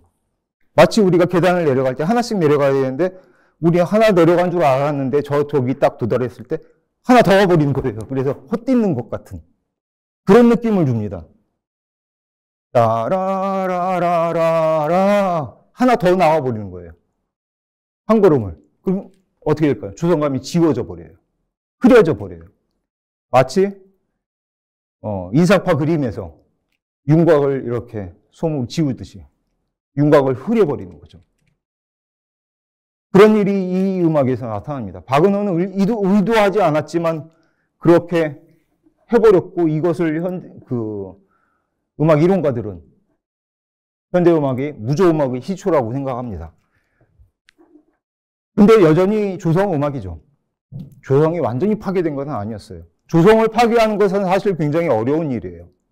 그들에게. 왜 그러냐면은 조성이라는 것, 그러니까 도레미파솔라시도와 12반음으로 이루어진 음악이죠. 어떤 화음을 만들든 그 12음을 조합해서 만드는 거예요. 그런데 음들 간에, 화음들 간엔 위계가 있습니다. 마치 해겔이 본 세계관 같이. 여러분이 아시는 으뜸음. 으뜸음이 제일 높아요. 도. 그 다음에 딸림음이라고 하죠. 영어로는 도미넌트라고 합니다. 으뜸음은 토니카라고 하고요. 도미넌트. 지배적인 음이다. 그런 음이 되죠. 그 다음이 서브도미넌트. 하가 서브도미넌트예요. 그런 식으로 위계가 정해져요. 그러면은 통계적으로 봤을 때 한 작품에서 빈도수가 달라지게 되죠. 나오는 음이. 어떤 음은 지배적으로 많이 나오고 어떤 음은 아예 안 나오고 조금만 쓰이는 음들이 있을 겁니다. 지배적으로 많이 나오는 음이 아무래도 으뜸음이 돼요. 으뜸음으로 시작했다가 또 으뜸음으로 돌아가게 됩니다. 으뜸화음으로 시작했다가 으뜸화음으로 돌아가는 게 서양음악이에요. 조성음악입니다. 그런데 여기에서 가장 큰 역할을 하는 음이 있어요. 사실은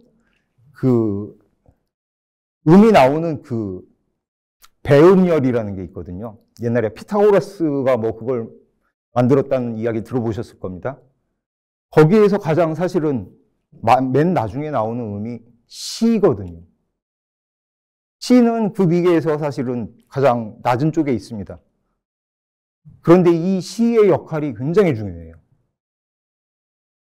시라는 소리를 우리가 들으면 그게 관성이 있습니다. 시라는 음 자체도 울리고 있는 게 아니라 도로 나가려는 성향이 있어요. 굉장히 불안하게 들리거든요. 안정을 시켜야 돼요. 그걸 음악가들은 해결이라고 부릅니다. 해결이 되지 않은 그 불안정한 화음을 안정된 상태로 옮겨간 것을 해결이라고 불러요. 화성의 해결. 시가 울리고 있으면 이건 불안함이에요. 빨리 해결시켜 주세요. 그런 불안함을 느끼게 됩니다. 도로 가려는 성질이 있습니다. 그래서 그 음을 그러니까 C 장조에서 시가를 뭐라고 부르냐면 이끈 음이라고 불러요. 도로 이끄는 인 거죠. 그냥 멈춰 있는 음이 아니라 도로 가려는 성질이 있는 겁니다. 관성을 지니고 있어요. 이 관성 때문에 굉장히 힘들어요. 어떤 화음을 쓰다가 아무래도 조성 음악 안에서 이 관습 전통 안에서 작곡한 사람은 노래를 쓰다 보면은 빈도는 사실 차이가 나게 돼 있거든요. 음의 빈도들은. 그렇게 하다 보면은 일정한 음으로 흘러가요. 그러다 보면은 그 안에서 이끈 음 역할을 하는 음이 등장을 하게 되고 그 음은 해결을 보려는 성질을 가지게 될 수밖에 없다는 거죠. 그래서 그들의 청각에는 작곡가가 듣기에는 필연적으로 나가야 될 길이 만들어져 버려요. 아무리 조성 음악에서 벗어나려고 발버둥을 쳐도.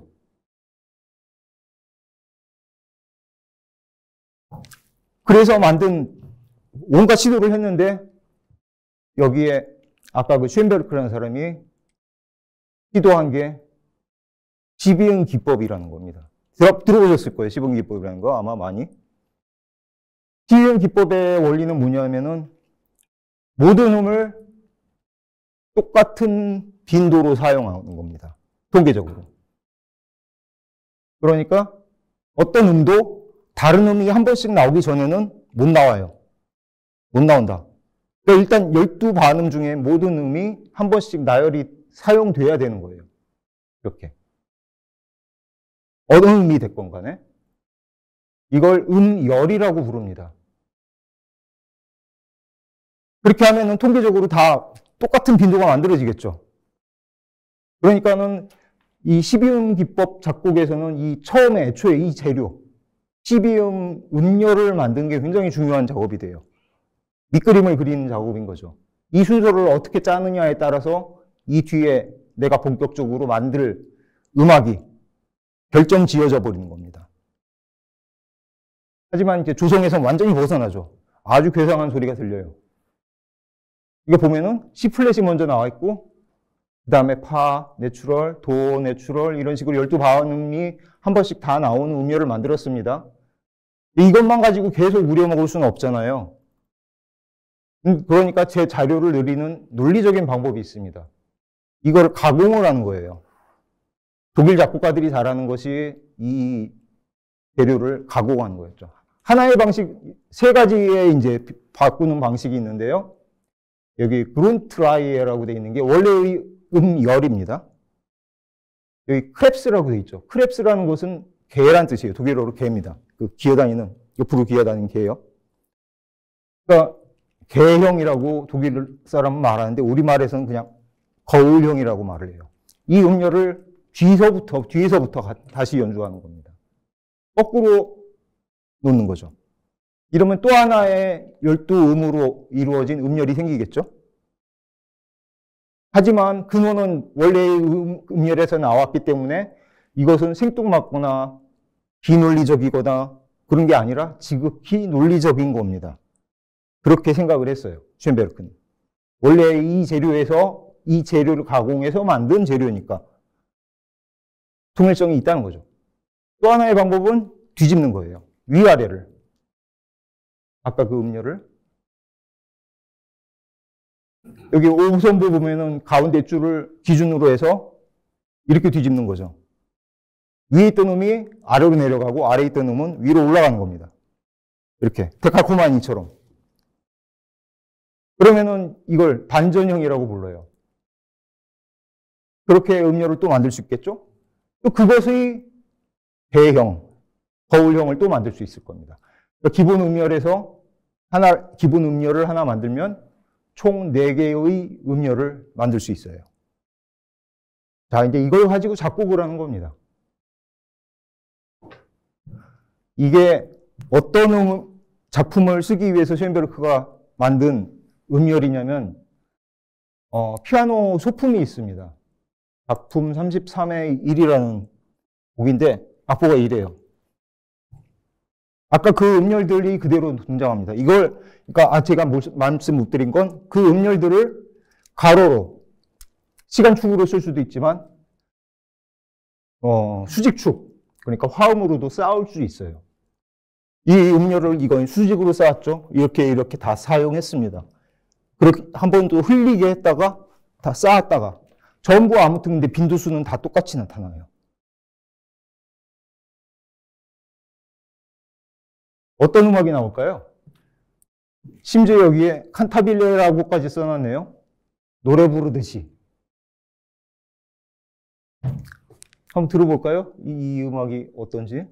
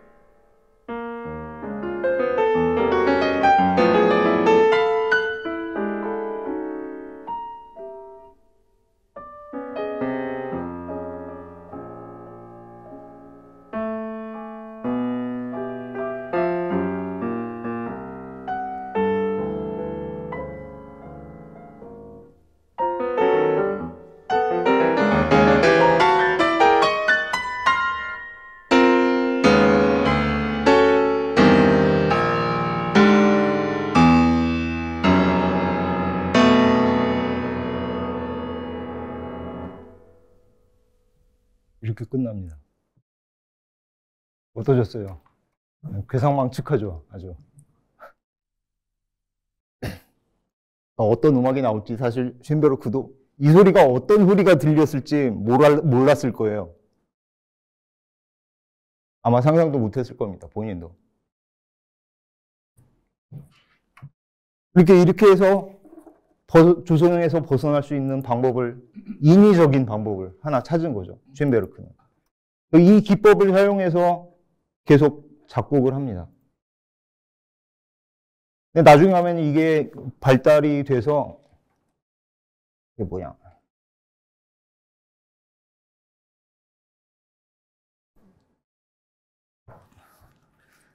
이제 좀 더 이제 다양한 방식을 사용하게 됩니다. 그런데 신음악의 철학이라는 책을 썼어요, 아도르노가. 그 책은 뭐냐면 쇤베르크와 스트라빈스키를 대비시키면서 비평하는 책인데요. 철학적으로 분석하고 음악적으로도 분석을 합니다. 그리고 그 책의 궁극적인 의도는 뭐냐면은 사실 이제 쇤베르크의 제자인 알반 베르크에게 작곡을 배웠기 때문에 일종의 당파성이라고 할까요? 아도르노가 쇤베르크의 편을 들었다. 그렇게 많이 여겨지고 있거든요. 그런 책이라고. 쇤베르크는 굉장히 진보적인 작곡가였고 조성음악을 파괴하고 아방가르드로 날아갔으니까 전위적인. 스트라빈스키는 반대로 아주 복고적인, 공산주의식으로 말하면 보수 반동적인 그런 작곡가였다는 거죠. 반동이란 말은 뒤로 돌아간다는 의미가 있거든요. 역사적 흐름을 거스르고. 그런 작곡가라고 비판한다고 그렇게 말을 보통 이분법으로 얘기를 하는데 사실은 그렇지는 않습니다. 물론 이제 어느 정도 왜냐하면 나중에 가면 쇤베르크도 아주 비판을 해요. 아까 보여드린 12음 기법 때문에. 왜냐하면 쇤베르크는 애초에는 조성이라는 기존 질서를 파괴하는 게 목적이었거든요. 그러니까 무조 음악, 조성이 없는 음악을 만드는 게 목적이었는데 이 사람은 그걸 깨트리겠다고 했으면서 다시 자신의 새로운 성을 지은 거예요. 12음악 기법이라는 새로운 질서를 만들어버린 거죠. 인위적인 질서를. 다 깨부수고 그 폐허를 놔둬야 되는데 폐허에다가 자기의 집을 지었다는 겁니다. 그 면에서 비판을 해요, 아도르노는. 말하자면 추심을 잃었다는 거죠.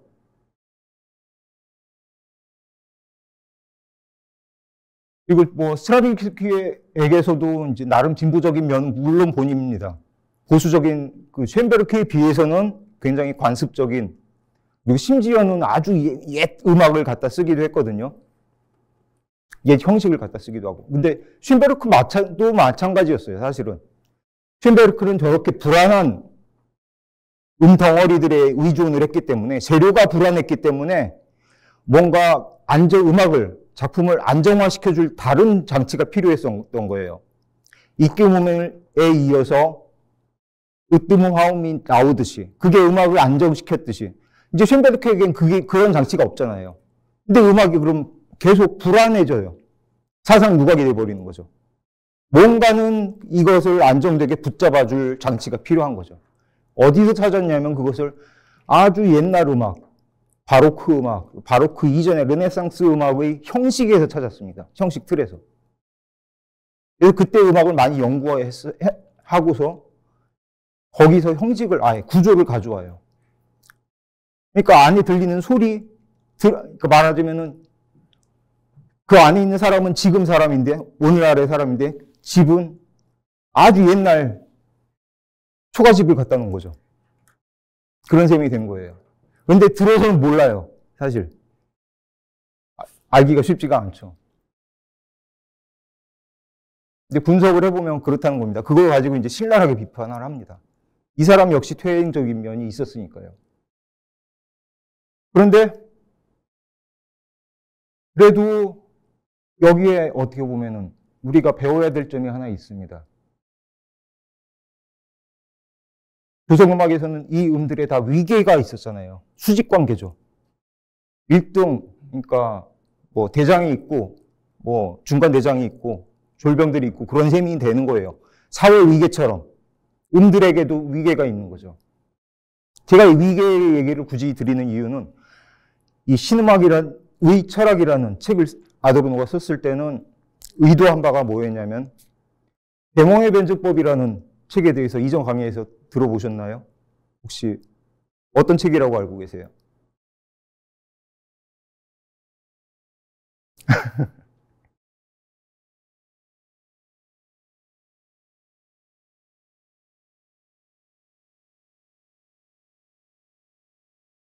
인간은 이성을 통해서 진보를 한다고 믿었던 게 계몽주의 사상이죠. 계몽주의 시대 이후에 인간의 어떤 장밋빛 미래가 이어질 것 같았어요. 산업혁명도 있었고, 기계 문명 발달하고, 사람들은 점점 풍요해졌죠. 그런 식으로 사람들은 모든 것이 나아질 거라고, 점점 나아질 거라고 생각을 했는데, 20세기 들면서 두 번의 전쟁이 있었습니다. 1차 대전과 2차 대전. 아주 참혹한 전쟁이었죠. 뭐 보통은 2차 대전만 얘기를 많이 하는데 사실 전쟁사학자들은 1차 대전을 더 끔찍했다고 얘기를 해요. 그 당시에 참호전이라는 게 등장합니다. 그 참호전은 아주 끔찍한 전쟁이었어요. 아무튼 그게 어떻게 보면 인간이 그 순간에, 그 시대에 비이성적이 됐다. 완전히 야만스러워졌다는 거죠. 문명화되어 가던 인간이, 문명이라는 게 인간의 어떻게 보면 다른 동물과 다른 특징이었는데 거기선 야만, 문명에 반대되는 야만으로 빠진 거예요. 그렇게 왜 이렇게 빠졌을까 사람들은.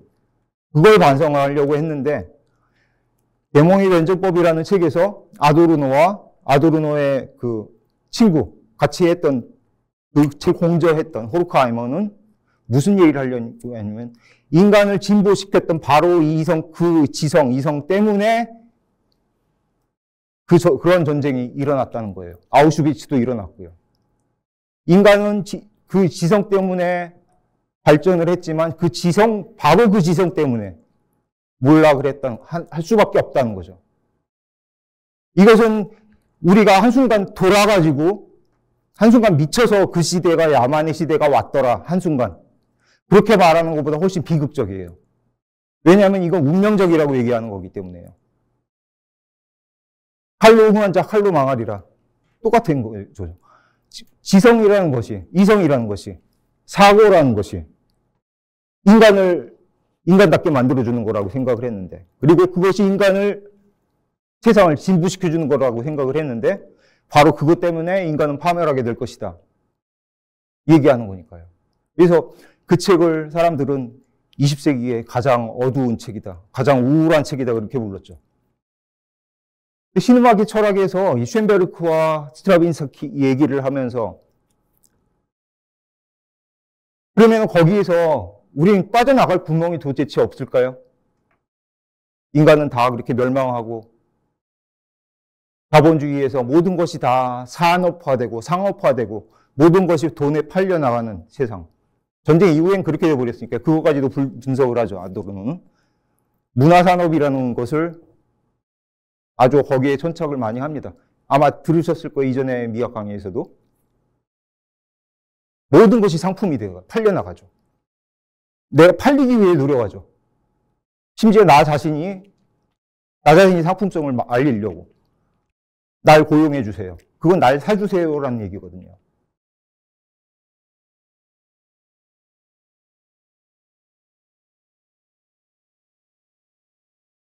살 수도 없고 팔 수도 없는 건 뭘까요?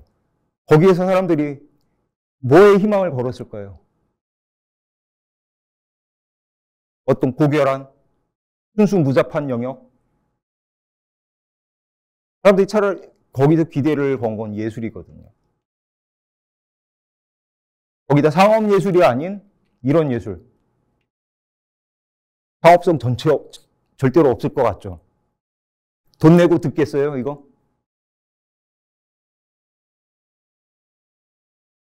먹고 살자고 쓰는 음악이 아니라 먹고 살자고 쓰는 음악이면 더 달콤하고 멋진 음악을 써야죠. 그런 음악을 쓸 줄 몰라서 안 쓴 게 아니라 쇤베르크가 젊었을 때는 그런 음악을 썼어요. 먹고 살기 위해서. 캬바레에서 일했습니다. 캬바레에서 피아니스트로. 그 캬바레에서 부를 노래도 작곡을 했어요. 브래틀리라는 캬바레가 있었는데 거기에서 부르는 캬바레송. 당시에 이제 우텔램퍼나 뭐 그런 사람들이 부르는 노래들이 있습니다. 아무튼 당시에 샹송 비슷한 그런 식의 노래들이에요. 지극히 그 술집에서 부르는 노래죠. 손님들 앞에서 불러야 될 그런 노래도 작곡을 했습니다. 그러니까 그런 노래를 쓸 줄 몰라서 안 쓴 게 아니라 이 사람은 이렇게 안 팔리는 음악을 쓴 거예요. 이 제자들, 이런 작곡가들. 그리고 아까 나온 지휘하신 분, 피에르 볼레즈.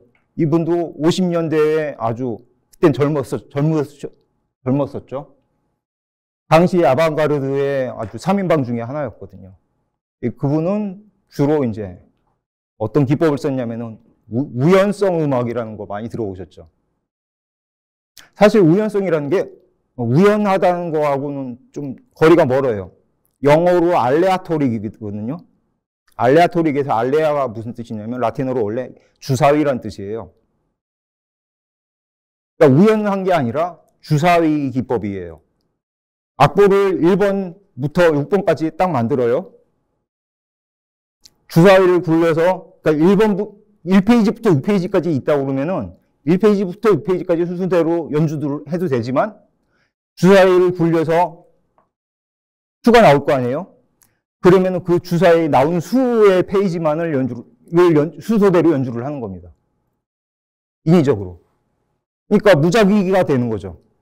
우연적이기도 하지만 한정된 우연이죠. 그 경우의 수가 무한한 건 아니에요. 아무튼 그런 식의 음악을 쓰기도 했고요. 아무튼 예술에서 그런 어떤 순수한 돈에 팔려나가지 않는, 상업화에 물들지 않는 영역을 사람들은 거기에서 기대했던 거예요. 예술만은 다른 것은 다 타락해가고 돈에 물들어가도 예술만은 고결하게 남아있을 거겠지. 사람들은 기대했어요. 야도르는 이 책에서 뭘 보여주려고 했냐면 심지어 사람들이 그 마지막 보루로 생각했던 이 순수 예술에서조차 그게 침투해 있다는 것. 산업의 손길, 자본주의의 손길, 돈의 손길이 침투해 있다는 것을 분석을 통해서 보여줍니다. 그러니까 계몽의 변증법의 음악판이 셈인 거죠. 그런 말을 합니다. 이 책에서 사람들이 그러니까 최후의 그런 보루라고, 최후의 피난처라고 여겼던 그 영역마저 문화산업에 물들어 있다면 도대체 우리는 무엇에 기대를 해야 될 것인가? 이 책이 보여주고자 한 게 거기까지라는 거예요. 피난처는 없다는 거죠.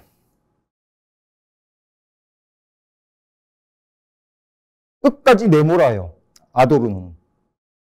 예술론만이 아니라 인간의 운명들도 마찬가지예요. 이 세상들도, 인간 자체도 끝까지 내몹니다. 인간은 이때, 그러니까 뭐 무슨 경기 변동처럼 상승곡선과 하강곡선이 있는 게 아니라 인간은 나락으로 떨어져 가는 존재인 거예요. 태생적으로. 그가 보기에는, 아도르노가 보기에는 끝까지 내모은 거죠. 아주 절망이에요. 바닥이죠. 하지만 아도르노가 그렇다고 염세주의냐? 그게 아닙니다. 인간은 그 바닥을 알아야 된다. 말하자면.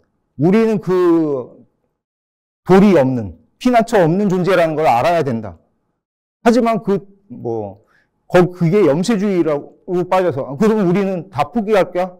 그걸 얘기하는 게 아니라, 우리는 그걸 알고 그걸 딛고 일어나야 된다는 거예요. 그럼에도 불구하고.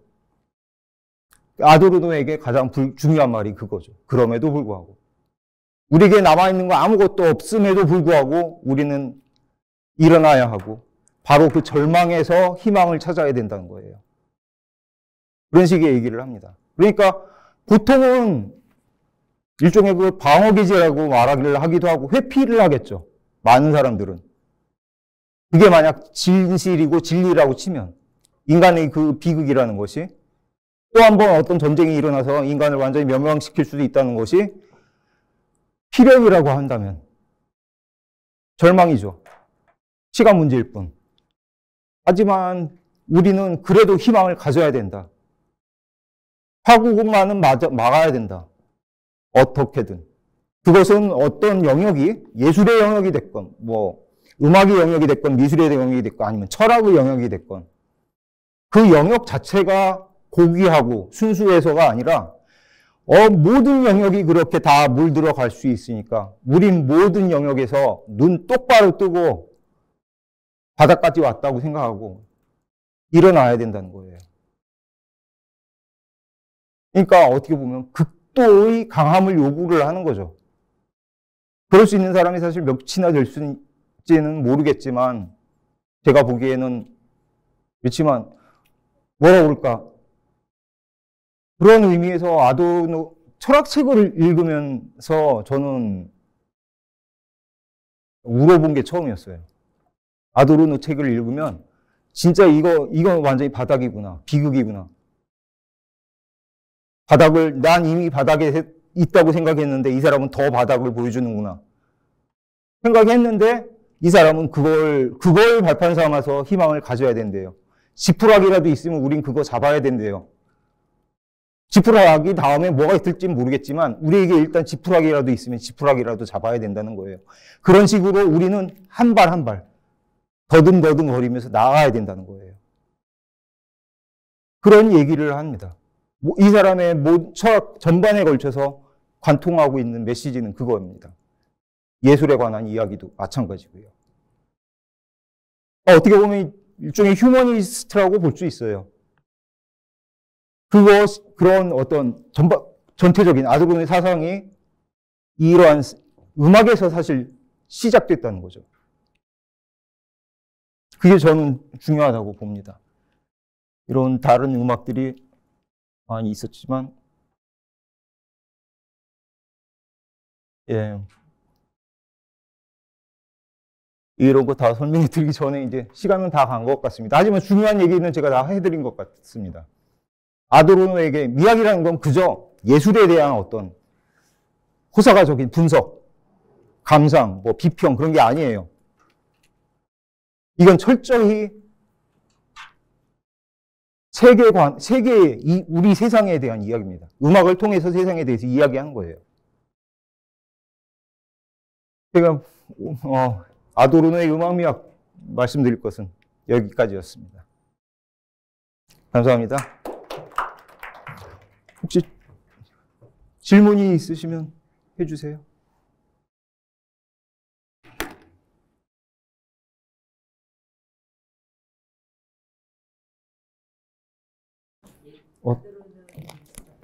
미학은 세상에 대한 철저한 세상을 그러니까 말하자면 음악의 눈으로 세상을 보는 거죠. 음악에도 다른 세상에서 적용되고 있는, 말씀드리자면, 관통하고 있는 그러한 일이 똑같이 벌어지고 있다는 거예요. 음악이라고 해서 예외는 아니라는 거죠. 사회가 비극적으로 물들어가고 있고 무너져 가고 있다면 음악은 우리는 안 그런 줄 알았는데 사실 음악에서도 마찬가지다. 예술에서도 마찬가지다. 철저히 상업화되어 가고 있었고 가장 비상업적인, 반상업적인 우리 예술의 상업화에 대항하는 예술인 것처럼 보여졌던 이러한 예술 작품에조차 사실 뜯어보면은 그러한 면들이 들어있었다. 알게 모르게 침투해 있었다는 거죠. 그런 면들이, 상업적인 면. 그리고 어떤 산업이라는 시스템에 갇혀버린 면들이 분명히 존재한다는 거예요. 우린 거기서 벗어날 수 없다는 거죠. 벗어날 수 있다고 생각하면 착각이다. 그걸 똑바로 우리가 인식을 해야 벗어나려고 생각을 하겠죠. 우리가 근데 거기서 피난처를 찾았다고 착각을 한다면 우리는 벗어날 생각을 못 할 거예요.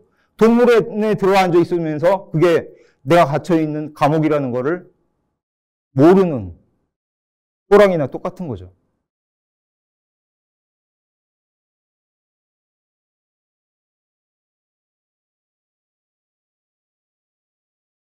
네, 질문 더 있으신가요? 오늘 수업 관련해서 예. 혹시 도움이 될 만한 오늘 수업 관련해서 도움이 될 만한 뭐 책이나 서적 같은 게 책, 예, 있을까요? 아도르노의 에스테틱 테오리라는 게 있어요. 미적 이론이라는 책이 있습니다. 그게 이제 가장 미학의 중심제적인 책이고요.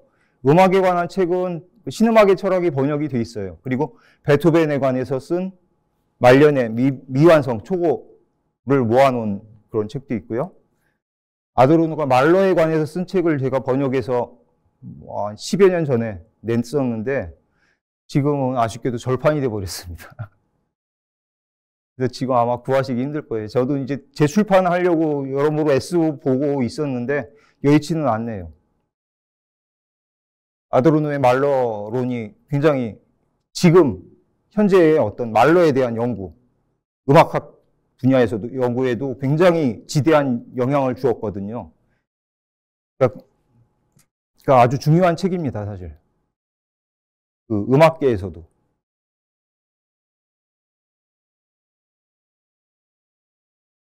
예. 제가 음악에 대해서 잘 모르지만 신음악의 철학에서 아도르노가 다루는 가장 중요한 두 사람이 이제 쇤베르크랑 스트라빈스키라고 들었거든요. 예. 이제 오늘 강의 들으면서 쇤베르크는 왜 아도르노가 중요하게 다룬 사람인지 충분히 이해가 갔는데 스트라빈스키는 왜 이게 굉장히 반동적인 사람이고 뭔가 쇤베르크처럼 진보적인 음악 형식을 구현한 사람이 아니라는 걸 이제 가정을 한다면 왜 아도르노가 그렇게 이 저서에서 그 사람을 중요하게 다뤘는지 알고 싶어서 여쭤봤습니다. 왜냐하면 그만큼 거물이니까요. 당시의 음악 씬에서, 현대 음악 씬에서 스트라빈스키는 굉장한 거물이었어요. 거물이 아니라면 사실 다룰 거 없겠죠. 그냥 인디밴드였다면 내가 굳이 그 사람을 펼 필요 없잖아요. BTS 정도 되니까 이제 붙잡은 거죠. 그러면 쇤베르크를 비판하는 지점이랑 완전히 다른 관점에서 그렇죠. 반대편에 있는 사람으로 한 모델로 양극에 있는 작곡가의 두 모델로 상정을 하고 놓은 거예요. 물론 이제 중간에 있는 스펙트럼의 사람들도 많죠. 말하자면 절충주의라고 할 수 있는 중도. 뭐 쇤베르크 좌파라고 하고 뭐 스트라빈스키를 우파라고 한다면 중도파도 있을 거 아니에요. 그런 작곡가들도 많이 있는데 다른 글들에서는 이 중도파를 더 나쁘다고 깝니다. 왜냐면은 스트라빈스키는 그래도 이쪽 끝으로라도 가봤잖아요. 선명하게. 끝을 봤잖아요. 아도르노는 끝을 보는 걸 좋아해요. 왜냐하면 끝을 봐야지 거기서 뭔가가 생겨난다고 생각을 하는 사람이거든요. 하지만 중도에 머물러 있는 사람은 이것도 아니고 저것도 아니고 중간에서 이리저리 눈치 보면서 나가는 이것도 저것도 아닌 얼치김 음악이라고 생각했는데 누구를 그렇게 생각했냐면 힌데미트. 예. 뭐 한스 피츠너 그런 사람들을 또 프란츠 슈미트 그런 사람이 있습니다. 피츠너나 슈미트는 사실 나치 부역 활동을 했기 때문에도 많이 좀 묻혀졌다가 요즘 다시 각 재조명을 받는 추세예요. 근데 좀 그런 면에서 봐서는 좀 못마땅한 면도 있죠.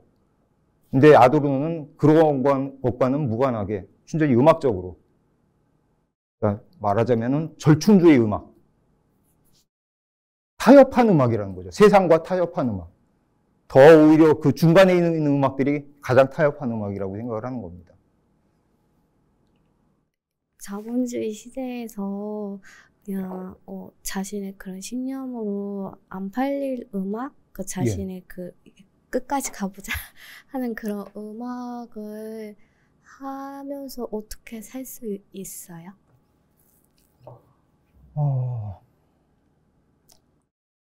쇤베르크는 그래서 굉장히 어렵게 살았어요, 사실. 유태인이기도 했거든요. 유대인이라서 2차 대전 났을 때는 망명을 해야 했어요. 미국으로 갔죠. 근데 독일에서는 아무리 유명한 작곡가였어도 미국 가면은 듣보잡이잖아요. 그래서 좀 어려워했는데 나중엔 결국에 LA에서 교수 자리를 얻어요. 거기서 학생들을 가르치죠. 화성학 책도 쓰고 강연도 합니다. 그래서 그래도 나름 유명해졌죠. 쇤베르크는 그나마. 악보를 팔 수 있었어요. 악보를 판다는 건 책을 내가 인세를 받을 수 있다는 이야기나 똑같아요. 그래도 그런 어떤 일종의 매니아층, 현대음악의 소수 매니아층들에게는 그래도 신뢰받는 작곡가였으니까 일정 정도 어떻게 말하자면은 많지는 않지만 꾸준한 수요가 있었죠. 시장 논리로 얘기하면. 그 어떤 아카데믹한 그런 걸 좋아하는 사람들도 있잖아요. 그리고 작곡가가 살 수 있는 길은 작곡이 아니고서 아까 말한 그런 알바, 피아노를 연주한다든지 지휘를 한다든지 학생들을 가르친다든지 레슨을 한다든지 아니면 음악과는 전혀 관계없는 알바를 하는 경우도 많아요. 사실은. 영국 배우들도 낮에는 택시기사하고 저녁에 연극하고 그런 분들도 많잖아요. 요즘 성악가들도 팬데믹 이후에 택배기사 하는 분들도 많아졌어요.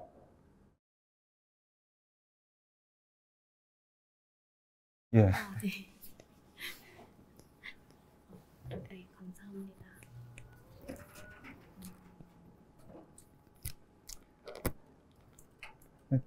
예, 질문 더 없으시고요. 예, 그럼 오늘 들어주셔서 감사합니다. 예.